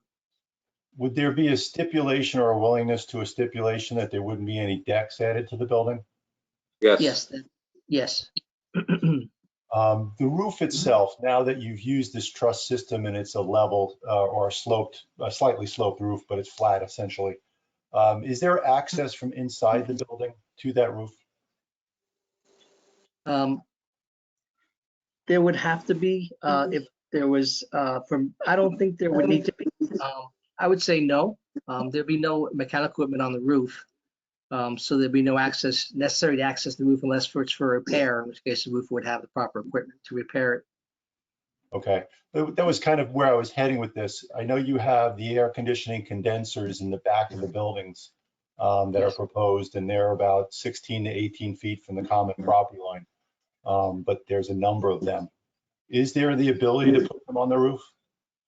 Yes, it is possible to put the air conditioner on the roof. The roof trusses can be designed to support the weight of the condenser units. I'd offer that to the board if that's something that they feel strongly about or not. It's something that might be a possibility here.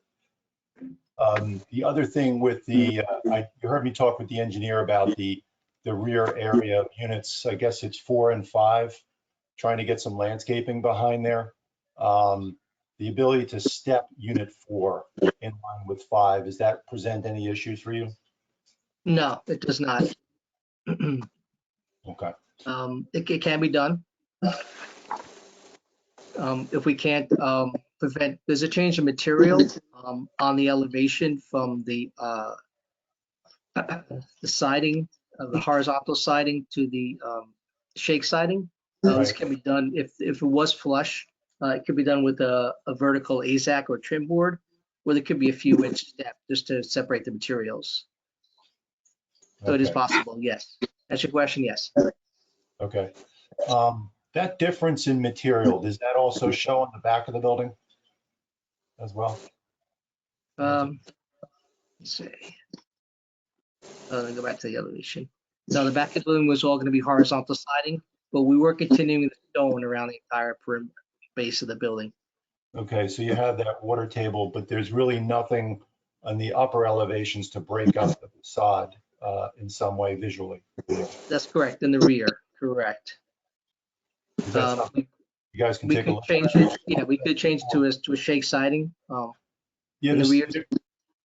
I'm sorry, I cut you off. Go ahead. That's okay. Yeah, that'd be fine. The board, but like some sort of variation on the materials in the rear, that's acceptable to us. All right, I just offer that to the board if there's ways of breaking up the facade at 3 stories compared to 2 stories. It's often done.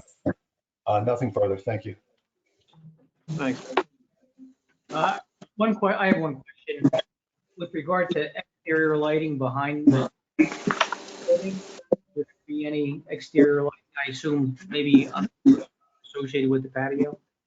Yes, there would just be a typical residential porch light, just for egress and safety, as every other residential has a porch light on the back door. It won't be a spotlight or anything, just a normal residential wall-mounted fixture. And nothing planned for the second or third floor. That is correct. That is correct. No lighting on the second, third floor balcony, doors there. Just for the egress doors on the rear. Thanks, Mark. Another board question? I'll open it up to the public, again, with the caveat that the questions pertain to the testimony of the third, for Mr. Solomon, architect, and not all comments about your likes or dislikes. So with that, I'll ask you to identify yourself for the record again and name and address, please. Nancy Green, 42 Park Ave. Do you happen to have a rendering of the back of the building along the lines of the one that you did at the front of the building, the colored rendering? I have not prepared one at this moment, no. But the Okay. materials and colors will be similar to the front. It'll be the gray siding. I'll come back to that. It'll be the gray siding with the horizontal frieze board and the white trim. Okay. And then there are And the balconies railings, in the back. these railings here and corner posts that are mounted to the building will be as decorative as are on the front. They'll be the same. Okay. Are the balconies in the back of the building also 3 feet deep?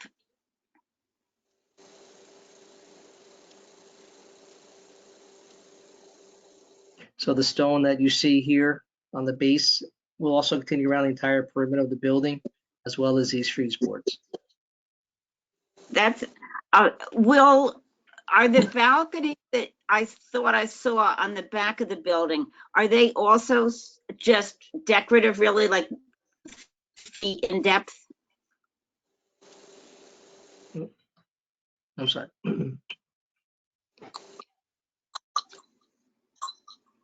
Okay. Okay. I don't know if you heard me. I was asking about the balconies on the back of the building, and they are also 3 feet in depth like the ones in the front? No, they're 6 inches in depth. They're not balconies. They're just a decorative railing mounted to the face of the building. Oh, okay. But they will be structurally sound to support weight if a fireman had to stand on them. They will support the weight of a person, but they're not meant to be stood on. They're just decorative. Okay. All right. Thank you.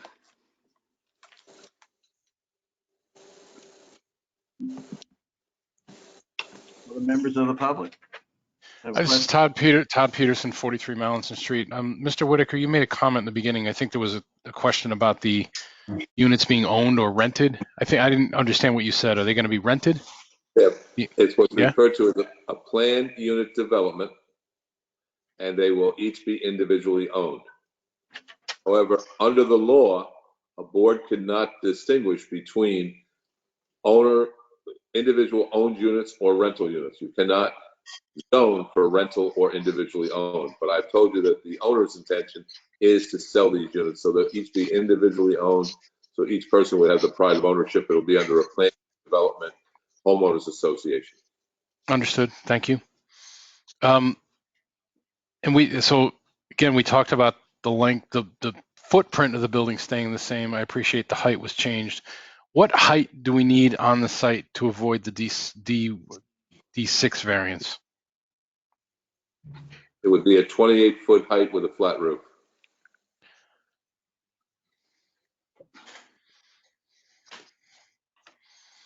I think that's my only questions on the architectural. Thank you. Other members of the public?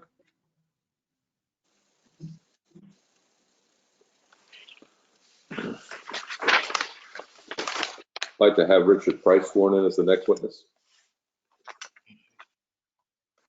No other questions from the public. I'll bring it back to the board. Any other questions from the board? This is Melissa. I just have a quick question. What's the height of the spires that are shown at the top of the roof? The decorative element? They're approximately 36 inches, but they can be eliminated. They were just for decoration. If the board doesn't like them or thinks that would be an issue with the height, then we would eliminate them. They were just purely decorative. Is that a The count? ordinance, the ordinance doesn't count those things for height. No, understood. I just, Yeah, but we have no trouble eliminating them if the board sees fit. thank you. Okay, no further questions from the board. We'll proceed with the applicant's next witness. Paul Oh. Richard Price. Yeah, Nancy Green, can I ask one more question? Did we decide that the air conditioning units would be, or that the board is going to consider asking that the air conditioning units be mounted on the roof instead of in the back of the building? It's up to the board. We will follow the board's recommendation. And the board has not decided. Okay, thank you. Okay. Now I'll call Richard Price. Good evening. Mr. Price, if you could be sworn in, you're a new witness. Mr. Price, do you swear to tell the truth, the whole truth, and nothing but the truth through the course of this application? I do. Mr. Price, if you would give your qualifications of your educational and vocational background. All right. So my name is Richard Price, spelled P-R-E-I-S-S. I'm a principal and vice president of Phillips Price Greigel Laney Hughes. We're a planning and real estate consultant with offices in Hoboken. I have both a bachelor's degree and master's degree in urban planning. I've been a licensed planner in the state of New Jersey since 1986. I've testified before numerous boards, including this board, on a number of occasions, and I serve as the municipal planner to a number of communities throughout the state of New Jersey, including some in Bergen County, including Woodcliff Lake, Teaneck, and Harrington Park. Mr. Price, when you've been before this board in the past, you've been qualified as an expert witness in the field of planning. Is that correct?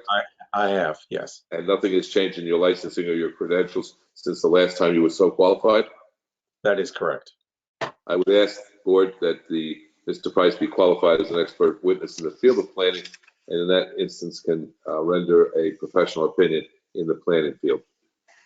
Mr. Price has been accepted as an expert by this board on numerous occasions, and I believe that he should be accepted on this occasion as well. Thank you. Thank you. Mr. Price, you've been retained by the applicant for the purposes of doing a planning evaluation for what is being proposed. Is that correct? Correct.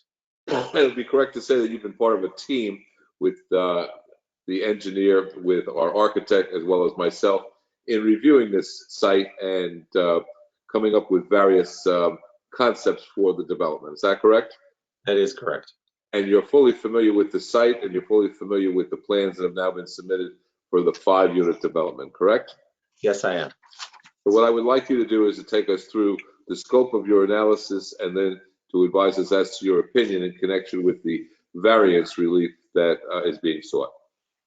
Yes, thank you. So I've reviewed the application, the site plan, the reports that were submitted along with the application.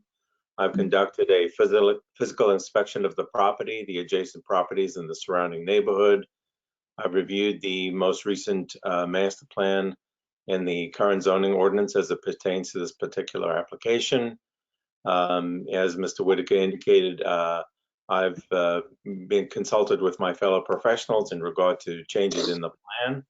And I've also reviewed the review letters of the board's professionals, including the ones that were prepared in March of 2021 in regard to this application. So I think the board is very familiar with the subject property and the proposed development, but to set a context in which the variances need to be evaluated, I'll just briefly again describe the surrounding land uses. Essentially, we're in an area in which there is a mix of land uses. Immediately adjacent to the subject property, there are 2 family residences to the north and south and a single family residence to the west. There are additional single family residences as well as 2 family residences further south and further west. Across the street from the property is a 3-story condominium complex known as Orchard Park. Notably, the subject property is very close to the downtown area and is only a few hundred feet from the Allendale train station. In addition, there are numerous retail uses and shopping centers in the surrounding area, particularly east and southeast across the train tracks, which are in walking distance of the site. The existing zoning is in the C1 Central Business Zone, and for the record, the existing use on the property, which is an automobile repair and service establishment, is explicitly prohibited in the C1 zone as set forth in section 270-67B of your zoning ordinance. It should also be noted that the subject property adjoins 2 residential zones, the B residence zone to the west and the ML1 multiple dwelling zone to the southeast, which encompasses the Orchard Park development. In terms of the zoning compliance, a D1 use variance is required because townhouses are not permitted in the zone. We also require a D6 height variance because the height exceeds the permitted height by more than 10%. We're proposing 32.8 feet, whereas 28 feet is permitted. There are also a number of C variances required. One has already been mentioned. The height proposed is 6 feet as opposed to 5 feet being permitted. And there are also 2 other minor exceptions or variances, which I'll describe in more detail later, related to curb height and parking lot screening. I also just want to note for the record that your ordinance requires parking spaces of 10 by 20, but because the RSIS standards preempt local regulation, the proposed 9 by 18 spaces are compliant with RSIS, and therefore no variance is required for that. With regard to the D1 use variance, as the board knows, the applicant is required to provide both positive and negative criteria. And per the Medici case, there is a required enhanced quality of proof where the applicant must demonstrate that the site is particularly suited to the proposed use. In regard to the particular suitability in the Supreme Court decision of Price versus Himeji, the applicant need not indicate that the site is uniquely suited, only that the site is especially well suited for the use, despite the fact that it's not permitted in the zone. With respect to the negative criteria, the applicant is required to prove that if the variance is granted, it would be without substantial detriment to the public good, without substantial impairment to the zone plan. And per also the Medici decision, the board has to reconcile the granting of the variance with the fact that the governing body does not permit this particular use in the zone. With regard to the D6 variance for height, as your planner pointed out in his review letter, and I agree, the case of Grasso versus the Borough of Spring Lakes applies. And essentially, the court said it's the same standard as the D3 variance in the Coventry versus Westwood. Essentially, the applicant must show that the site can accommodate the problems that the height limitation sought to avoid, even though a variance is being requested. So I'll first address the D1 use variance and D6 height variance. With regard to the positive criteria or special reasons, I believe there are a number. The first special reasons is the fact that we're bringing a non-conforming and incompatible use into greater conformity with the established character of the area. So even though the site is located in the C1 business zone, the existing use, which is the automobile service and repair shop, is non-conforming. And in addition to being non-conforming, I think from the point of view of impact, it's clearly incompatible and potentially a nuisance-inducing use with respect to the immediately adjacent uses. And I should note for the record that the car repair and service operation could be resumed without the applicant having to seek an approval from the zoning board or even in fact seeking site plan approval. At the same time, the site is surrounded by residential development of various densities. It's also located close to the train station and the main commercial corridor. Aside from the use being non-conforming, the building is also non-conforming with respect to its setback to the rear property line, which directly abuts a single-family residence. The buildings also are unattractive and substandard compared to modern market and aesthetic standards. We should also note that the garage repair bays have doors which are open, which if opened, face directly across the street to the Orchard Park project, and cars and other items can be stored outdoors and placed close to the property line.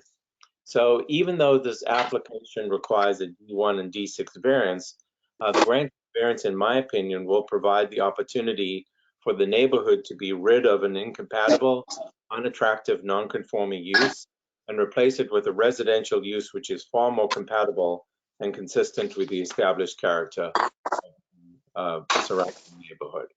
Second special reason is the site is particularly suited for the proposed use. As mentioned, the subject property adjoins both the B residence and the MLL multiple dwelling zone.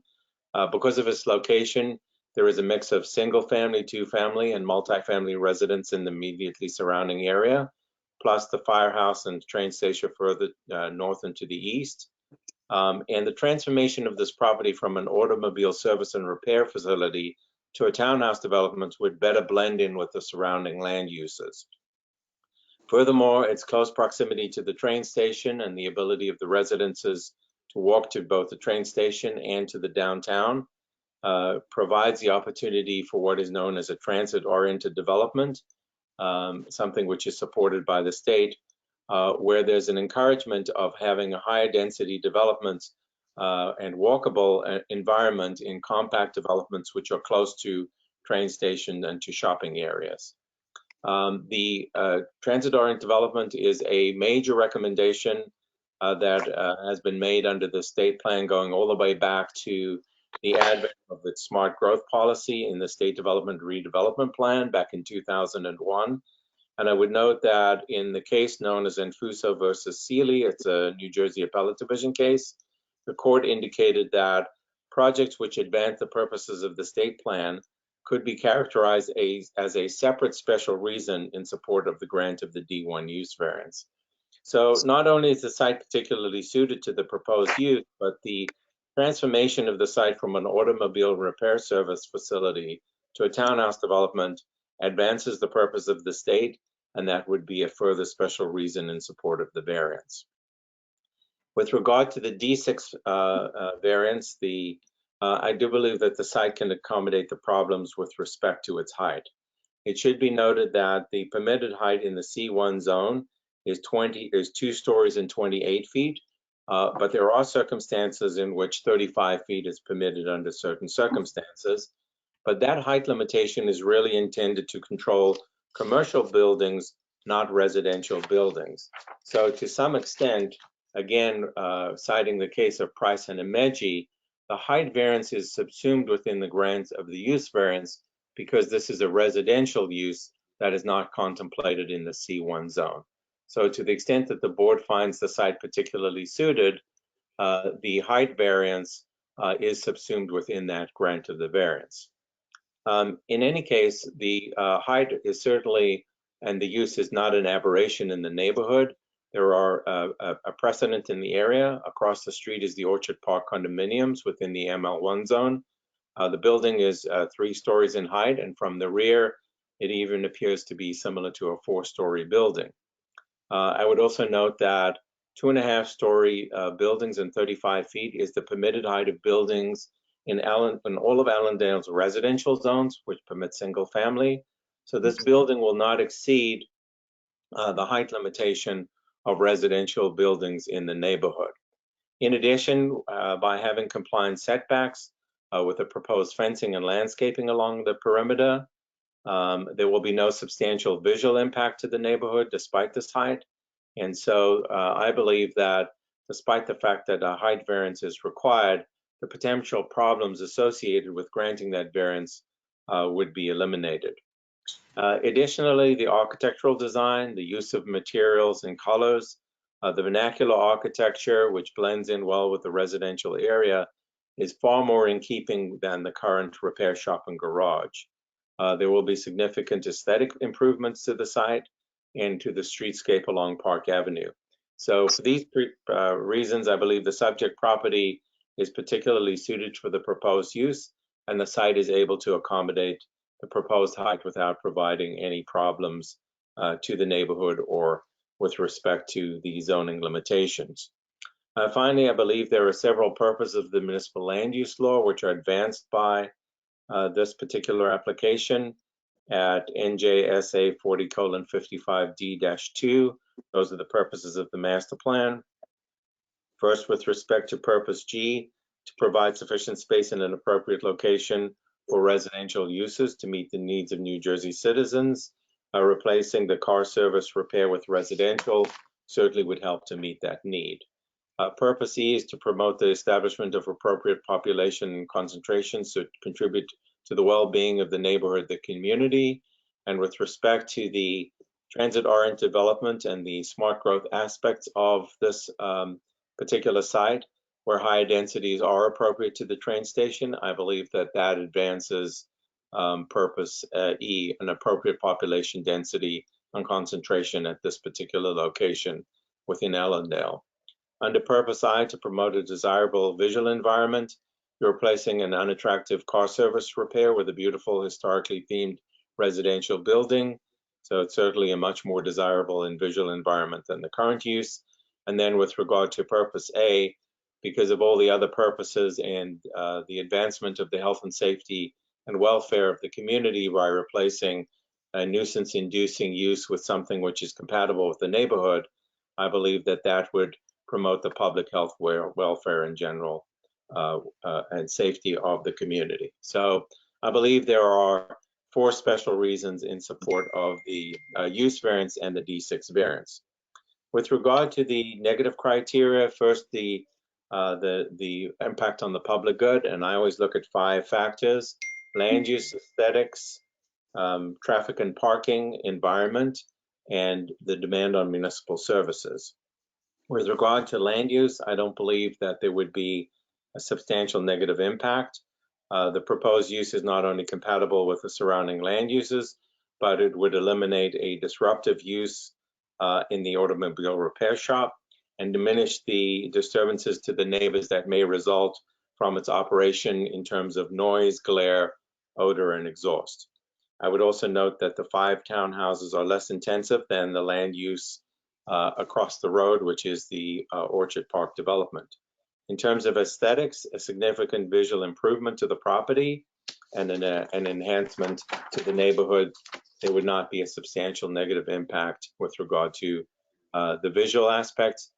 In addition to the building itself, it is not only substantially compatible with the area, but with regard to setbacks, it's compliant. And with the additional screening via landscaping and fencing, it will enhance the visual aspects of the development. 5 townhouse units would not generate substantial traffic. In fact, it may be even less than the current use. And certainly the level of activity on the property, if you think about the car repair with the bays and vehicles going in and out and being parked on the outside with an open flat area, from the point of view of traffic and parking, I think there would be a substantial improvement in regard to the site in the context of the neighborhood. Garbage and emergency vehicles can be accommodated, and the parking is compliant with the RSIS standards. In terms of the environmental impacts, the impervious coverage is being reduced from 78.5% to 66.1%. And by eliminating the automobile repair shop, this project will bring environmental benefits to the community in terms of reduction in noise, less potential for ground and water pollution, and the additional planting of trees and vegetation will also be enhancement to the environment. And stormwater drainage can be handled without impact on the surrounding area. In terms of municipal services and taxes, I don't believe a project as small as this would create an excessive demand for municipal services or require the extension of new utility lines or infrastructure.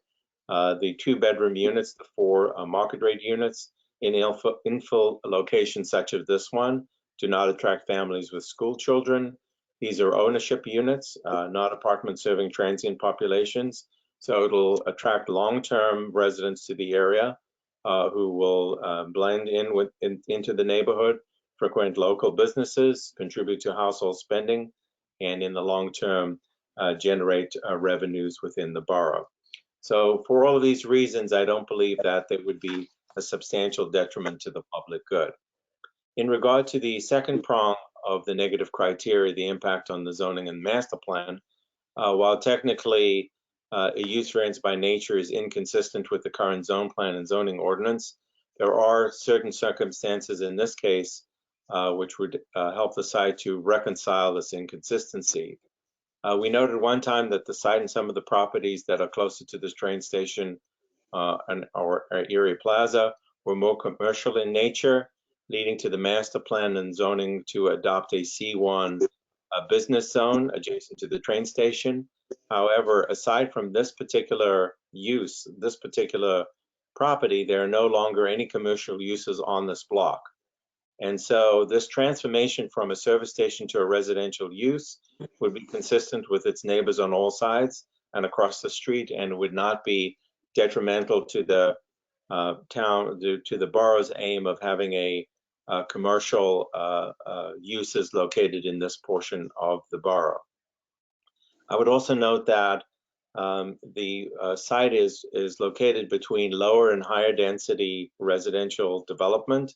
So this townhouse development can not only blend in with the neighborhood character, but provide a transition in density between the Orchard Park development across the street and some of the residential properties which are located to the west.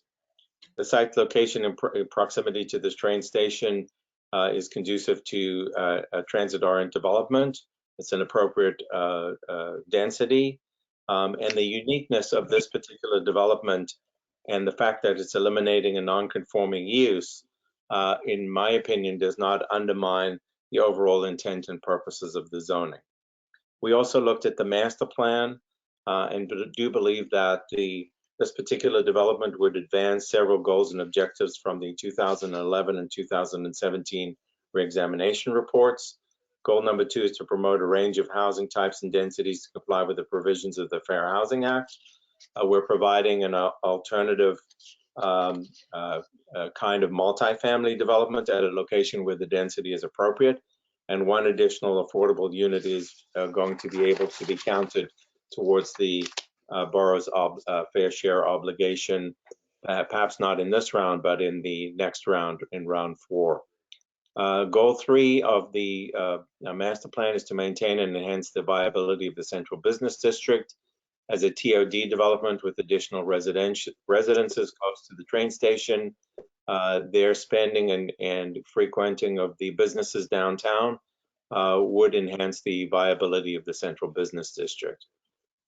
And goal number 5 is to minimize the environmental impact resulting from development, the reduction in coverage, and the transformation from a potentially distance-inducing and environmentally insensitive land use to something which is compatible with the surrounding land use will actually improve the environment of the borough. So in my opinion, in looking at both the positive and negative criteria, both for the D1 use variance, the D6 height variance, I do believe that the requested variances can be granted without substantial detriment to the public good or the purpose and intent of the master plan and zoning ordinance. Then there, as mentioned before, there are a number of C variances which could be granted on the C1 hardship grounds or on C2 basis where the benefits outweigh the detriments and the negative criteria must be addressed. There's been some commentary on the fence height. What is in the application is a height of 6 feet, which was derived from a discussion which took place at the previous hearing, which was thought to be a benefit to the neighborhood and to the neighbors by visually screening the property, by adding trees and landscaping along with the fence of an attractive design. And so I believe that the 6-foot fence could be granted because of the benefits outweigh the detriments. However, as Mr. Whitaker indicated, To the extent that the board feels that a 5-foot fence or a lower fence is appropriate, we would have no problem reducing the fence height to eliminate that variance. There are also 2 possible C variances, and out of an abundance of caution, just thought I'd bring it to the board's attention. Under section 270-42B, parking areas in commercial zones must be bounded where they adjoin residential areas by curbing height of 7 inches. In our situation, we're proposing 6-inch curb. I don't believe that this is a substantial deviation. The curb height still prevents vehicles from damaging any of the areas beyond the curb. So I think that variance can be granted. And the other variance is related to section 270-42C, where it says parking areas in commercial zones adjoining residential areas must be screened with either landscaping or wood masonry fence at a 4 feet height. And we have, in place of a wood fence, a 4-foot wood fence, we have a 6-foot high vinyl fence. Again, we believe that the 6-foot high vinyl fence is appropriate, but to the extent that the board finds that a variance is required, we believe it still is an attractive option and provides the screening as intended by the ordinance. We note that this section where the 6-foot fence does not directly adjoin the parking spaces. This is at the end of the driveway. The property lines near the parking spaces will have compliant landscaping in addition to the fence. But I believe that this variance can also be granted where the benefits outweigh the detriments and where there would be no substantial detriments to the public good or zone plan. Thank you very much. Thank you.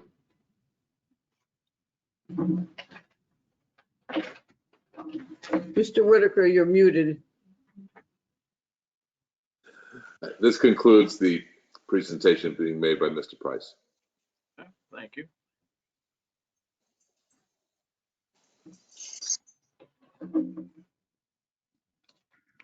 I guess I'll go to the board's planner, Mrs. Snikes, for any comments you have on what you've heard. I have a question for Mr. Price, if I could, Mr. Chairman. Sure. Mr. Price, good evening. What I wanted to ask was specifically as to what you were talking about, where you're talking about the use variance and then the subsuming of the height variance within the use variance itself. Familiar with that reasoning? One of the things that we look at with regard to that is proposed height at 32 feet 10 inches and the number of stories in its relationship to the existing zoning setback. Is it not true that as planners we evaluate and we create the setback standards relative to the maximum height of a building and its proximity to setbacks? In some circumstances, yes. I'm not sure that was the case here. I wasn't involved in drafting the ordinance, but there is a relationship between setback and height. I would agree. Okay. In that regard, and looking at the suitability of the proposal and its relationship of its setbacks, its buffering, in your professional opinion, is the setbacks that are proposed adequate for the proposed height of the building? I do believe that's the case, yes. What is your reasoning for that? Well, because if you look at the setbacks if you look at the height that's permitted for single family residential, 2.5 stories and 35 feet, the setbacks that are permitted are the same or less than what we proposed here. So you could have a single family residential building in the B zone, which is 35 feet, which is close to the adjacent property. So in this particular context, we don't believe that the height, given the proposed setbacks, would be a substantial departure from what is allowed in those zones. Would that be the same for the mass of the structure, the length of the building? It's not. There definitely is a differentiation, but I believe it is appropriate in this case, particularly in light of the extent to which the facade is being varied, both with regard to the materials and the color. I don't believe that in this particular situation, that is going to have a substantial impact on the adjacent uses. Okay, and you feel the proposed buffering is adequate? Obviously, you've heard the discussions about the improvements to the buffer and the proximity to neighboring property lines. Yes, and we heard the commentary and particularly your input from your review letter on the landscaping, and I agree that all of those changes are going to be helpful to provide that buffering. And again, we deferred to the board and the wishes of the neighbors with regard to the fence. It was our intention in creating the 6-foot fence to provide additional screening, but to the extent that the neighbors feel that the fence height should be reduced, we have no problem doing that. Okay, thank you. Mr. Chairman, with regard to Mr. Price's testimony, he's obviously done this for many years and he's covered all the appropriate bases relative to the D1 use variance, the D6 variance as well. I just had those supplemental questions for him with regard to the adequacy of the setbacks in relationship to the proposed height and the proposed mass of the building. Other than that, I think he's covered all the other appropriate statutory proofs. I'd open it for the board. Thank you. Thanks, Ed, for your comments. I too am concerned about the mass of the building on a property that's less than a half an acre.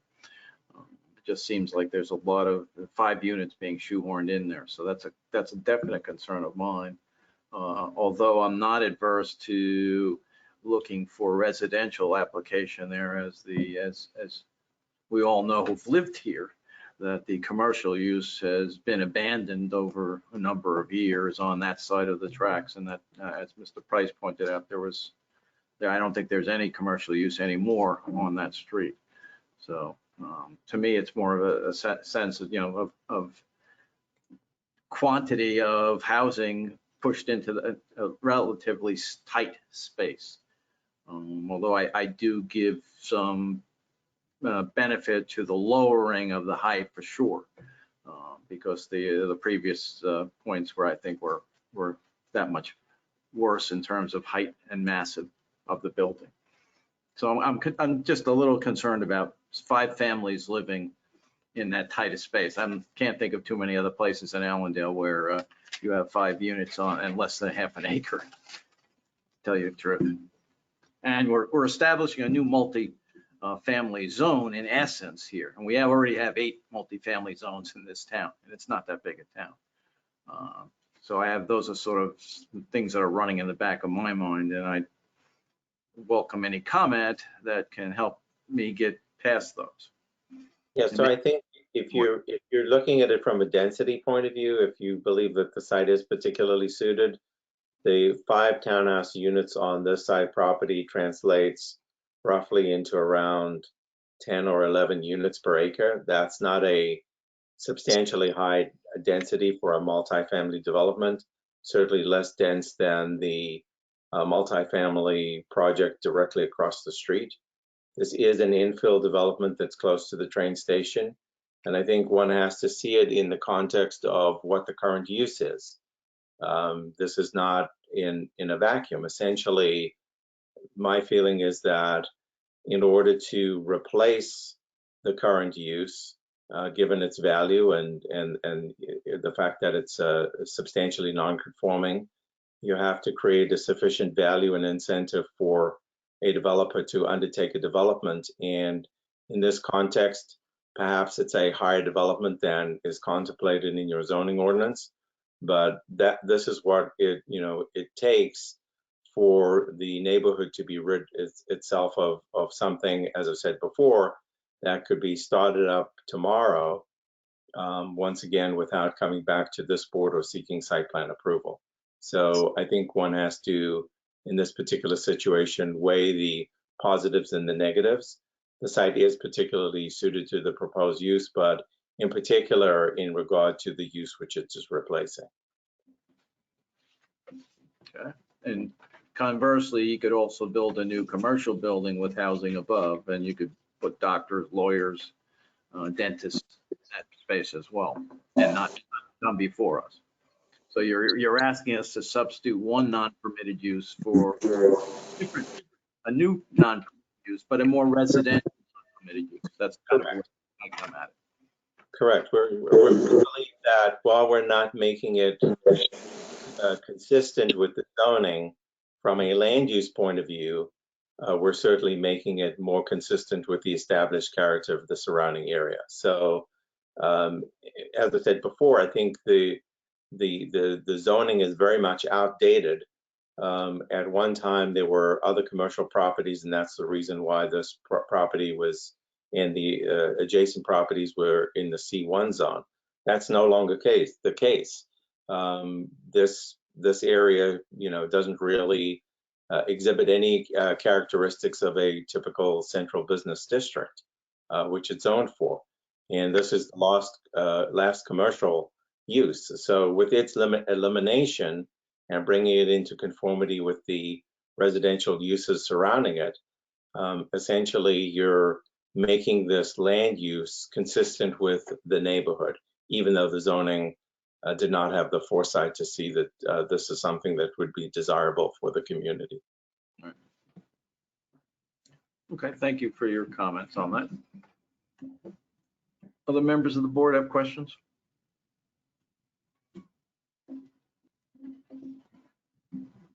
I would just like to supplement Mr. Price's presentation with the understanding that the ratio that's being proposed, as he has stated, is not one that's unusual when you're looking at a multifamily situation and are accommodating affordable housing.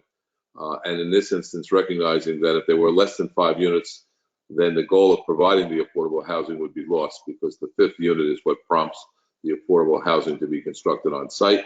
And what's unique, I think, in this particular instance is that we can create a building that has all 5 units looking the same for the use, which is refreshing.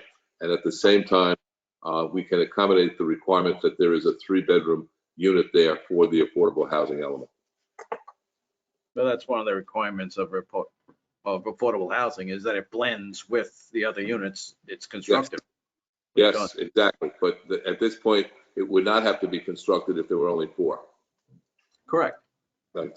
So you could reduce the density to 4 versus 5 potentially as well. But that's not what you're contemplating, so. But if I reduced it to 4, I wouldn't have to provide an affordable.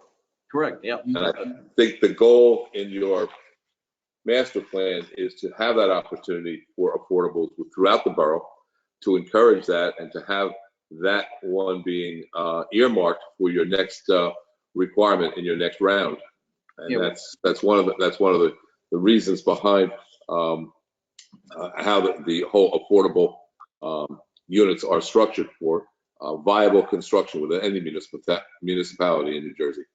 Yeah, and it's one of the reasons why we have the ordinance, as you state, that every 5th one has to be affordable.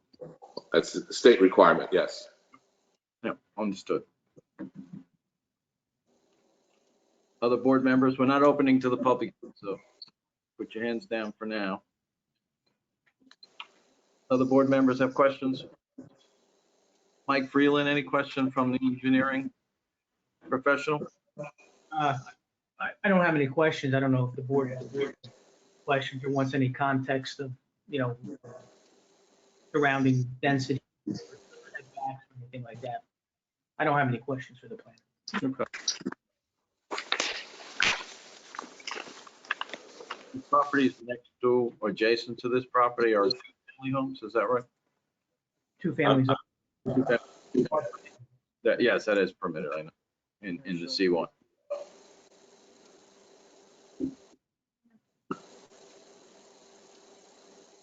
Okay. Other board members before I open it to the public? Okay.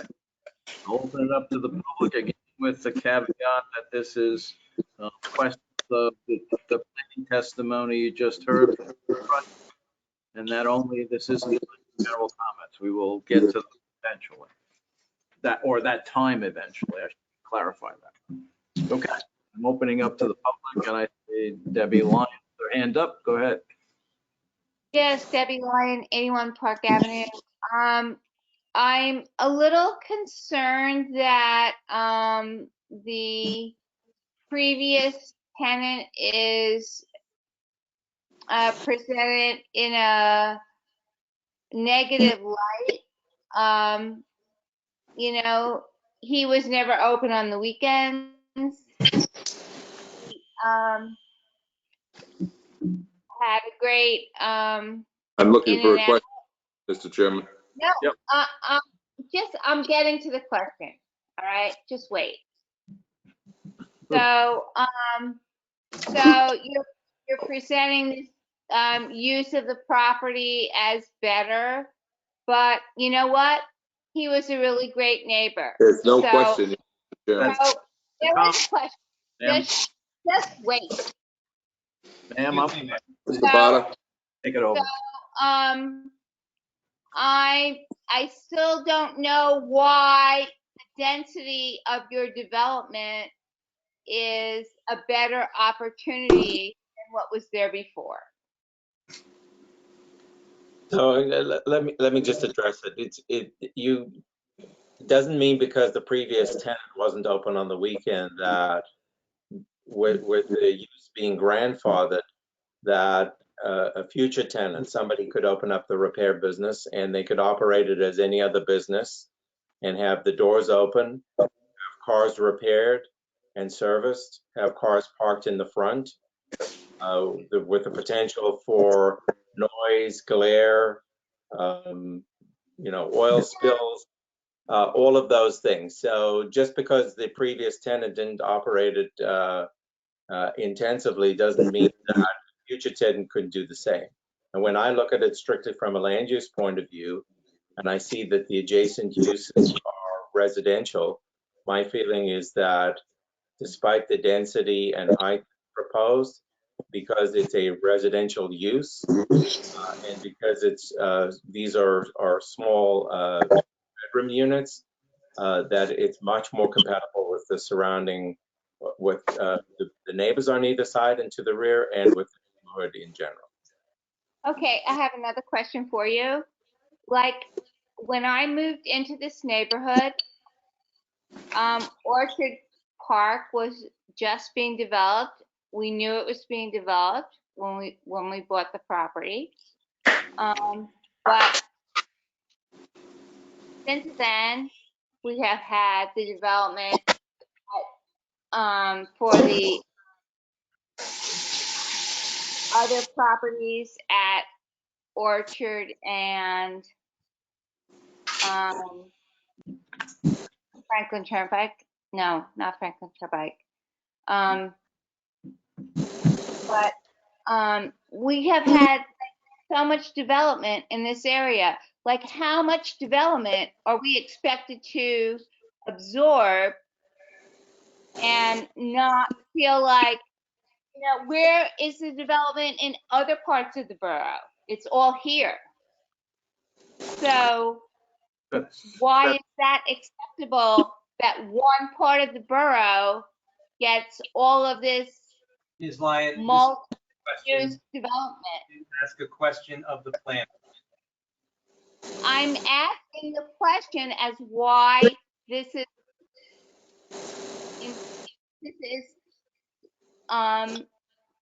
acceptable that one part of the borough should absorb all of this development. So the applicant is entitled to make an application of a use variance based on the unique circumstances related to its property, without consideration of where other development is taking place, other than to indicate whether there would be a substantial impact on the neighborhood. And when one looks, excuse me if I can finish my answer. And it's my opinion that focusing on this subject property in the surrounding neighborhood, that there would not be a substantial detriment to the public good and the zone plan. And you and any other property owner, whether it's in this neighborhood or any other neighborhood, have that same opportunity under the municipal land use law and under case law to make the same application. So I can't comment, and I don't think it's legitimate or appropriate for the board Well, I to think look the at. development in this Excuse me, area I'm has still answering the question, excuse me. So I don't believe it's appropriate or relevant whether this is in an area where development applications have taken place or not. This application stands and falls on its own merits. Sure it does. Okay, thank you. Other members of the public? Yeah, hi, Nancy, oops, sorry. Nancy Green, 42 Park Avenue. As you were talking about the space being a service station, I just wanted to point out, it wasn't, they didn't pump gas, or not in my recollection. So there really wasn't a lot of traffic. I don't think it added any, I never felt that there was danger Question, Mr. added Botta? to that corner. What I want to know, though, since it was, as you said, a service station at one point, was it ever a gas station? Are there any tanks underground? I don't know the answer. I never said it was a service station. I said it was car service and repair. So it wasn't only repair, cars were also serviced there. And I don't know whether at one time there were gas was ever provided. To some extent, that use is not taking place on the subject property for a period of time. The point that I'm trying to make is that that is a non-conforming use which is grandfathered. So despite the fact that the previous tenant didn't operate the business intensively, doesn't preclude another tenant from coming in and operating it like any other business where they would repair and service cars, park cars in the front, have the service bays open, and create a lot of noise and disturbance to the neighborhood. That is a potential, and that is the context in which I think the board has to weigh this application before it decides whether the use variance should be granted. I don't think I made my question clear. If it was a gas station at one point, like, has the soil been tested? Do we know if there's an underground tank? Not a question for this witness. It's beyond his expertise, Mr. Botta. Not here as an engineer, and in any event, any environmental concerns have to be addressed by the applicant when they do any construction, if there's any approval. So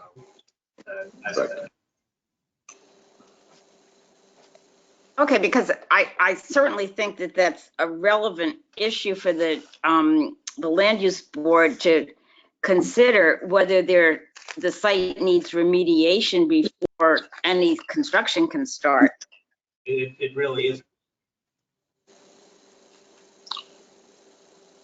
zoning matter as to whether the use variance is going to be granted or not.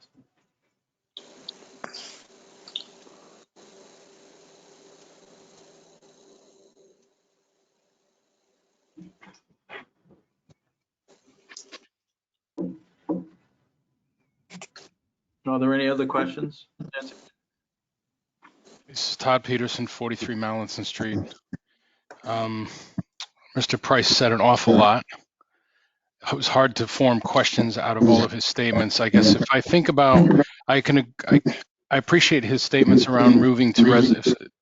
There's a lot of feedback on this line. I appreciate his statements around moving to residential. I think it's a great use. The master plan talks about working within conformance to the zoning rules, which we're not. So if it was returned, we also talk about, how not returning it to a repair facility is a good thing. But if we were to put a repair facility type back on the lot, would it require a 32-foot building with the mass and size that we're proposing for this structure? No, the use is non-conforming, even though it's a commercial use. It's non-conforming to the C1 zoning, and it's not saying that there would be a proposal under the existing zoning to expand the use, and basically comparing the current site and the potential for a tenant to reoccupy it and use it in comparison to what's being proposed. That's the only reason why I'm in. Yeah, understood. The master plan, though, says that we should put back a conforming site, put it back into conformance. You know, and like going down to, I know we talked about 4 and 5 units, allowing the 5th unit to be the affordable housing. If we went to 4 units without garages on the, and this may not be to you, but you talked about it. If we went to 4 units without the garages and lowered the buildings to two stories and used parking around the building, would that be conforming? No, Why? because the use is not zoned. Because of the residential use? Correct. Multifamily use is not permitted. Yeah, got it. Will there be any, is there any consideration of rezoning the site with the current proposal on there? Not in the purview of this board.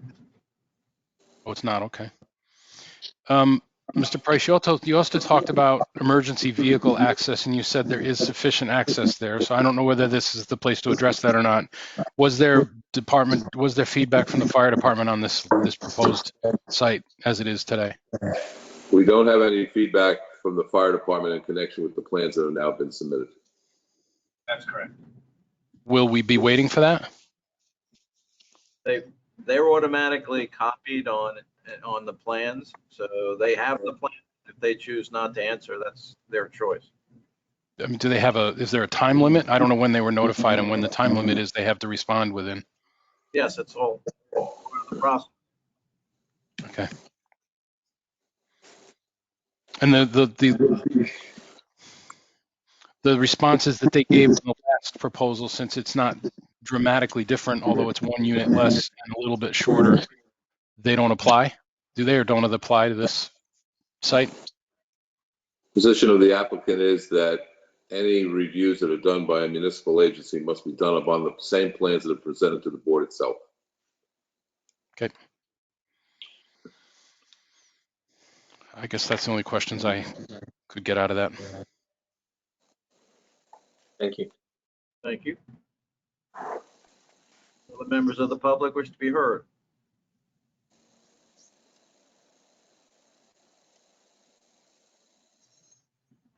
Fair warning. Before I bring it back to the board, Thank you. I will now bring it back to the board. No other questions from the board? I'll turn it back to the applicant. Mr. Chairman, members of the board, this concludes our direct presentation of the application. Reserve the right to make summation, but I know next is comment by public under oath. All right.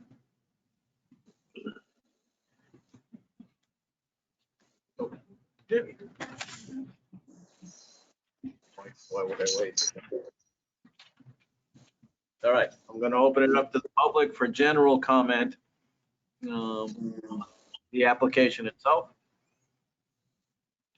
We will ask that everybody who makes comments to give their name and address for the record and be sworn on. Mr. Barr, they have to be on video. So this is Todd Peterson, 43 Mallinson Street. Just a question on that. Can this be a question on anything not testified on tonight? No, this is not the time for questions. This is the time for your comments. So all right. I love it. I hate it. So, okay, I am. Mr. Peterson. Yes. Put you under oath. Do you swear to the whole truth, truth in your testimony? I do. Thank you. Name and address for the record, just for this part of the application comment. 43 Mallinson Street. I'm the west property to the building, proposed building. So, okay, if I can comment, then I'm okay with the change of the current use of it as a gas station, or it was a gas station, I believe, at the time, because there was a point when they did remove some. There's a lot of feedback on this line. I don't know if everybody's getting the same thing. If anybody is not speaking, please mute yourself.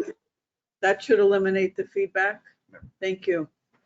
You got, I think the land use board line is not muted. I don't hear it now. Okay, good. There was a point years ago where there was a removal of something back there and an intense smell of oil for quite some time. So there was something removed back there. I believe there was gas pumped out of the front building at some point. But like you said, that'll be addressed when the construction goes on. When I purchased the house, it was used by a machine shop, and the guy worked in there all hours of the night. He had some fluorescent lights in the back that shined into my backyard. Since then, he moved, and it was a repair shop. That guy did not work late nights, and he was actually the other guy was very nice. They were both very nice, but he didn't work late nights, so there wasn't a problem with lights. I've since improved my backyard, put in a pool, and I've added those green giants to the back of my property that are now probably in the order of 20 to 30 feet tall. So I do have some shielding to the lot. As I've stated, my concern initially with the originally proposed building was that it was dropped right on my property line, 40 feet tall. It would have been people in their bedrooms, bathrooms, and kitchens looking right down into my backyard. So I appreciate the fact that we've done something about that problem. I would like, as I stated earlier, consideration giving to buffering the building. I still don't understand why we need to put a 32-foot building with 5 units in a half-acre lot. I think, as Mr. Quinn stated, it just doesn't make sense. I think we're trying to jam too much into one spot. I do know that I think, having read through some of the ordinances, I'm not a planner, right? Reading through some of the ordinances, a structure like this cannot reduce my property values. I don't know how we prove it if they do, but as I've said, as somebody walks out my back door, I'm in a covered porch for probably 10 plus feet. So you wouldn't see the building upon exiting my house, but as somebody looked out in the yard and saw the pool and the trees in the back, but as they got towards the end and you started to see the sky, you would see this building there. I don't want to see that because it's going to reduce my property value. Somebody's going to walk out the door and say, wow, this is really nice. What the hell is that? I'm not overly concerned about the drainage. I appreciate the work that you've done back there. It is today, I think there's runoff off the back of that building that actually falls into the space between my building, my trees and the building. So I'm assuming that would be cleaned up by the work that's put back there in addition to the retaining wall. Not overly concerned about that. Like I've said, I've put enough trees back there to shield most of what's there. I just would appreciate more trees to be put in and the building to be lower, just so I'm not staring at something big and huge right out the back that's blocking the sun, because I do get the sun that comes up in the morning and comes into the backyard, and that would be shielded at some point. So I guess that's my statements.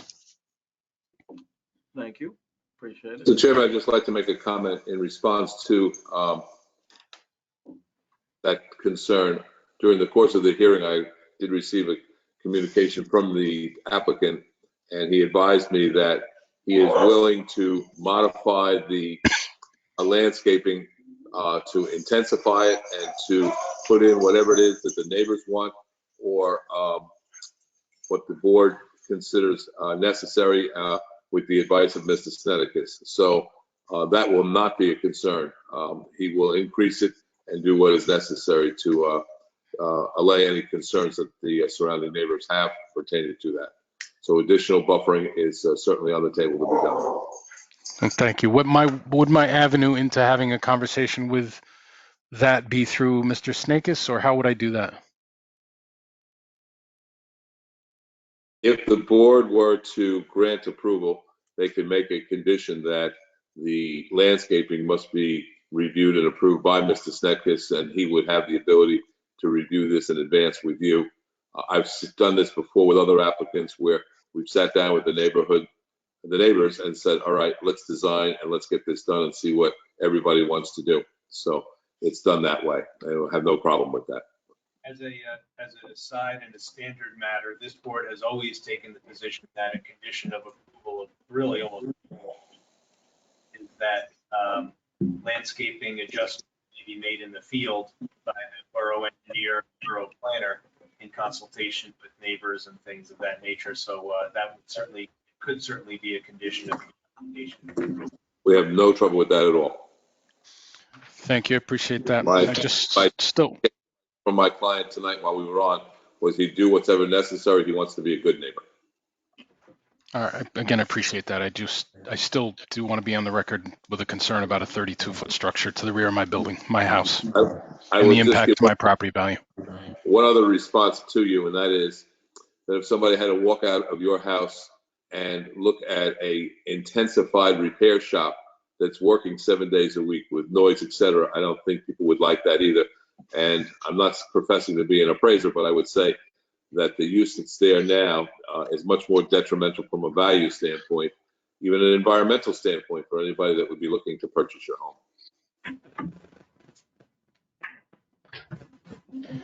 Thank you, Mr. Quinn. Okay, thank you for your comments. I guess I would suggest that the fence would be same as the, sort of in the same vein as the landscaping, that we'd work on it in terms of, from the comments we heard this evening about whether it was going to be a 6 foot or 5 foot or whatever. We certainly would listen to the neighbors who were directly impacted for sure. And I would think the applicant would have a similar, would agree with that. Absolutely, no problem at all. Okay, other members of the public, which this is your time to comment, so please fire away. Mr. Manning, I see your hand up. There, I just unmuted myself. You need your name and address, and you need to be sworn. My name's Daniel Manning. My address is 47 Mallinson Street, Allendale, New Jersey. Mr. Manning, do you swear to tell the truth, the whole truth, and nothing but the truth in the course of your testimony? I do. Thank you. Okay, proceed. First and foremost, you're requesting a lot of variances on this development. I sat on the zoning board for 13 years in Allendale, and I don't recall ever seeing one application that required this many variances. I guess first and foremost is the D variance. You need to successfully argue the positive and negative impact of the D variance as it pertains to the application. I don't think that the applicant has successfully argued and the negative impact on the neighborhood if all the adjoining properties are opposed to this. Contrary to what the planner said, the neighbors don't feel this blends in with the neighborhood. These are all 2-family and single-family homes. This is a 5-unit structure in the middle of those homes. I think based on that, under the borough code, I don't think the D variance should be granted if there's that much opposition to this application.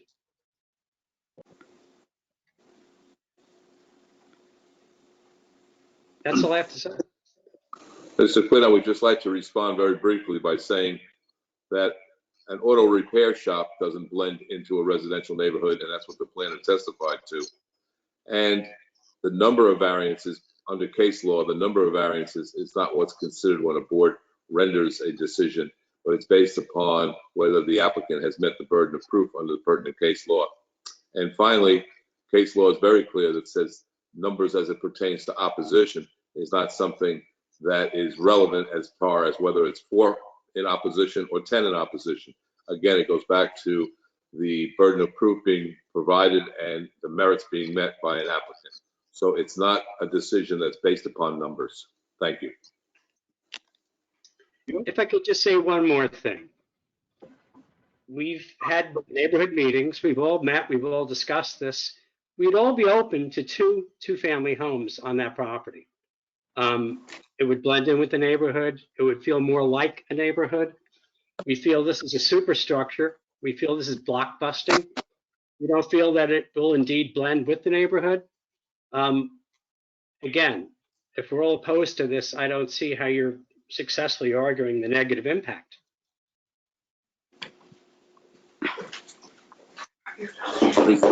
Response to that is neighborhood opposition per se is not equated with our burden of proof for negative impact. May I also just say something, please? No, yeah, you can't because you haven't been recognized. Mr. Manning has the floor. Okay. I'm finished. Are you done? Thanks. Yes. Okay. Debbie Lyon, 1 Park Avenue. This is You know, Ryan. I've You tell the truth, whole truth, and hold nothing but the truth through the course of your testimony. I'm testifying now? Yes. Okay. Well, all right. I'm testifying. Okay, so I've been a resident here for 27 years, and I've seen a lot of change come over this neighborhood. We moved here before Orchard Park was built, but we knew it was being built. But then again, we've absorbed the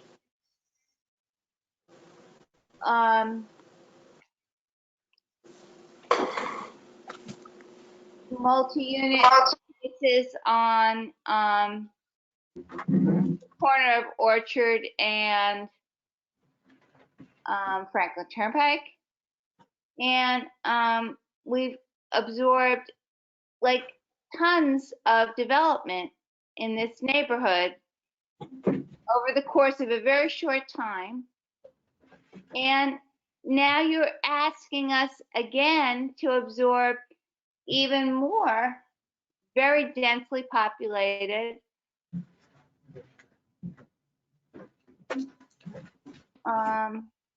development. It's not appropriate for the neighborhood. It's just not appropriate for the neighborhood. And that is just what I want to say. You know, like, how much more do we have to absorb? It's just not right.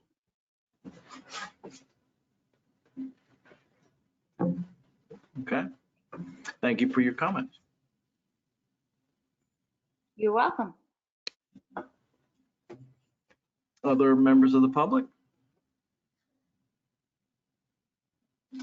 Just in case I see someone here. We do have a member of the public who joined the meeting here, so maybe we'll do him next, and then we'll do what are any others. Mrs. Green or Miss Green, why don't I take you after this gentleman who's just shown up here at the board? Yeah, the audio was so good that I just thought people were in the room. Okay. So Stephen Sherry, 83 Park, How do you spell your last name, please? SHERY, And your address was? 83 Park. Thank you. And would you swear? You swear to tell the truth, the whole truth? We'll ask. About the course of this testimony? I do. Can everybody hear this gentleman? Hello? Yeah, Kevin and okay. Kevin for- Okay, people, okay. Yeah. So I just wanted to share my support with my neighbors against the planned changes. I agree with what everyone's saying. I grew up in Hasbrook Heights. One of the reasons why I moved to Allendale was for the property and the more room. And while this specific property doesn't abet against my line, it's my neighbors. And to me, it's just a matter of, you know, a matter of time for, you know, for example, some of my neighbors are older, maybe they move out, and then the next variance is for the monstrosity on the line that abets my house. I know we bring up the apartment units that are in the back. They are behind my house, but they're not up on the line, and they're not to the same degree from the plans I'm seeing. I think I just want to stand in solidarity with everyone on Mallinson and say that I'd be more amenable to something that was within the height that's, you know, within variance and the width of the units that everyone's kind of mentioning. That was it. Okay, thank you. Appreciate your coming up. Okay. Mrs. Green or Nancy Green, would you like to speak now? Certainly. Thank you. Nancy Green, 42 Park Avenue, Allendale. I'll have to swear you And testifying, so Chris, go ahead. Yes. Ms. Green, do you swear to tell the truth throughout the course of your testimony? yes, I do. Okay, please proceed. Okay, I appreciate the efforts that the developer has made so far to satisfy our concerns. I do feel that the project, the size of the project is overwhelming to the size of the site. And I certainly would rather have residential than commercial there, but it feels massive for the site. I also, and this is a question, I guess, for the engineer. Since this was a service station. And I don't know if there's contamination in the soil from oil or gas. Would tests be done before construction was permitted to start? Ms. Green, this is not the question period. That was for the engineer, but I can tell you, as I repeated earlier, any environmental issues would have to be addressed part of any construction, and it would be monitored by the state of New Jersey and the borough of Allendale. Okay. All right. Thank you.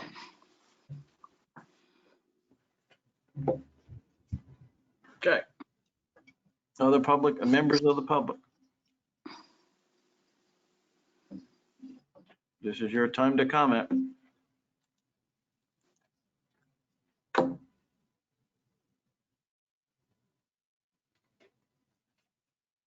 Mr. Manning again? Is that your hand?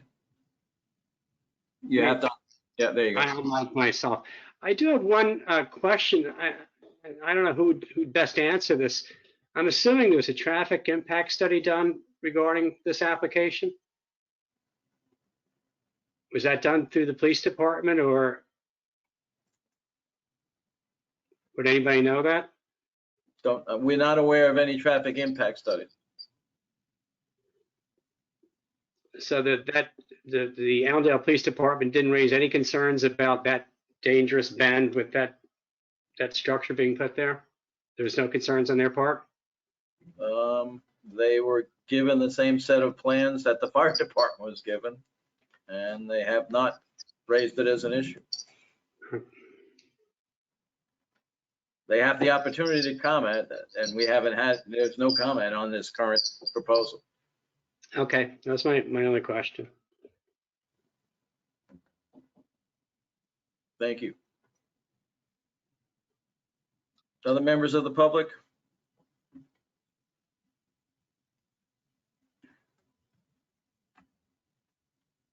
Fair warning, I'm going to bring it back to the board if it's your last opportunity to comment. Okay, not seeing any, I'll bring it back to the board.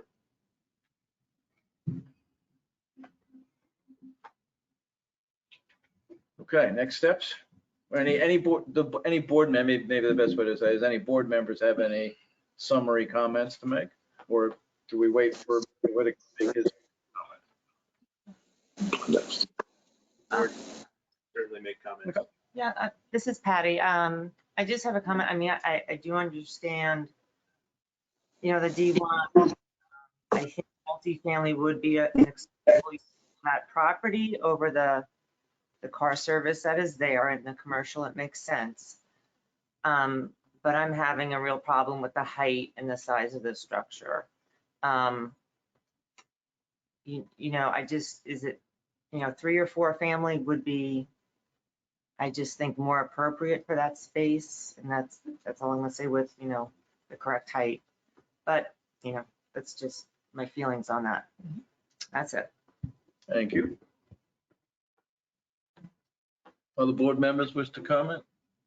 I'd agree with Patty, though I look at it from another angle as well, that it's an improvement over the, I guess you could say, quote unquote, abandoned repair facility, as it's been inoperable for some period of time now, and a new development following the guidelines of the construction office and appropriate construction measures would be an improvement to the area overall. Thanks, Todd. Mr. Bada, I didn't want to interrupt, but I obviously have to do a summation before the board renders their final comments. Okay, I thought we were gonna let I didn't know if these comments were to a discussion about voting. I know we're on a little confusing. Well, if you'd like to make your summation now, you can do that. I think we're just kind of bringing it back as to what the next steps were. So. All right, we haven't moved to a final comments yet. Right. Better not fucking vote on this tonight. That's totally inappropriate. Is there any way to mute her? Yes, please. In any event, apologize for that for everybody else on this call. Mr. Whitaker, if you'd like to proceed. Well, I think one thing I've learned in my career, that when board members have sat now on Zoom for 3 hours patiently, that it's the inappropriate time to try to do a 20-minute summation. So what I would like is to carry this and let the record reflect that the hearing is closed for public comment, because you did close that already. But I still have the opportunity and reserve the right to make a summation. And I would do that at your July meeting for that purpose, and then call it to a vote.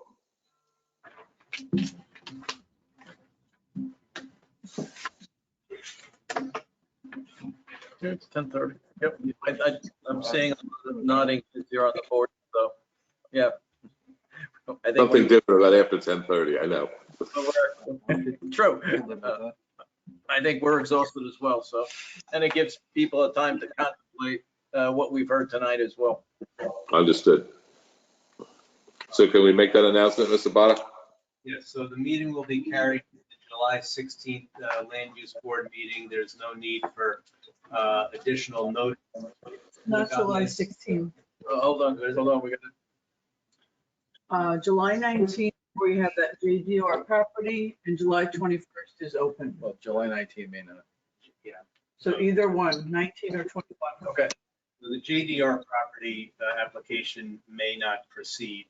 They have submitted additional, I was going to bring that up after our hearing. Okay. So that may not go forward on the 19th. So the next available will be July 21st then. 21st? Yeah. That's the regular Wednesday. The Wednesday, July 21st. Yes. Thank you, Linda. Okay. So the next, we would do it on the Wednesday. Yeah. Let's. So the next public meeting, July 21st, Wednesday, and there's no public notice necessary by the applicant. At that time, the meeting would be open. Mr. Whitaker would have the opportunity to provide a summation of his application. Board members would be able to do comments, and then the matter would be brought to a vote at that time. Thank you very much. Have a good evening, everyone. Thank you. And a good holiday. Yes, we'll see you after the holiday. Thank you. Thank you. Thank you. Okay, that concludes this application for tonight. Any other matters that need to be presented to the board? And I think Chris has one in terms of. Right, just one matter that came up in the past few days is that on the JDR property, which we are. The subdivision. Which we carried to the 19th now. They submitted a plan to the construction official for a one-family home with all zoning compliance for construction. So if that was to be accepted, it's presently under review by the engineer, myself, and planner, just to make sure that it does comply with all zoning requirements. It would be my understanding that they would withdraw the application for the subdivision. So I think that would be beneficial so that we wouldn't have to meet on the 19th, or at least wouldn't have that application going forward. Okay. Interesting. And I think what we can do is after the review is done, we can send a note to the board members. I'm sure Mr. Lampe will send a formal letter to the board requesting that it be withdrawn. That's the present plan as of now. Okay. All right. Sounds right. Okay, any other matters that any board member would like to raise? I'll open it to the public. Any matters the public would like to raise? General matters? If not, I'll take a motion to adjourn. So moved. Second. We have a second. All in favor? Aye. Opposed? Okay, the meeting is adjourned. Thank you all. Thank you. Good night. Good night. Good night. Good night, thanks.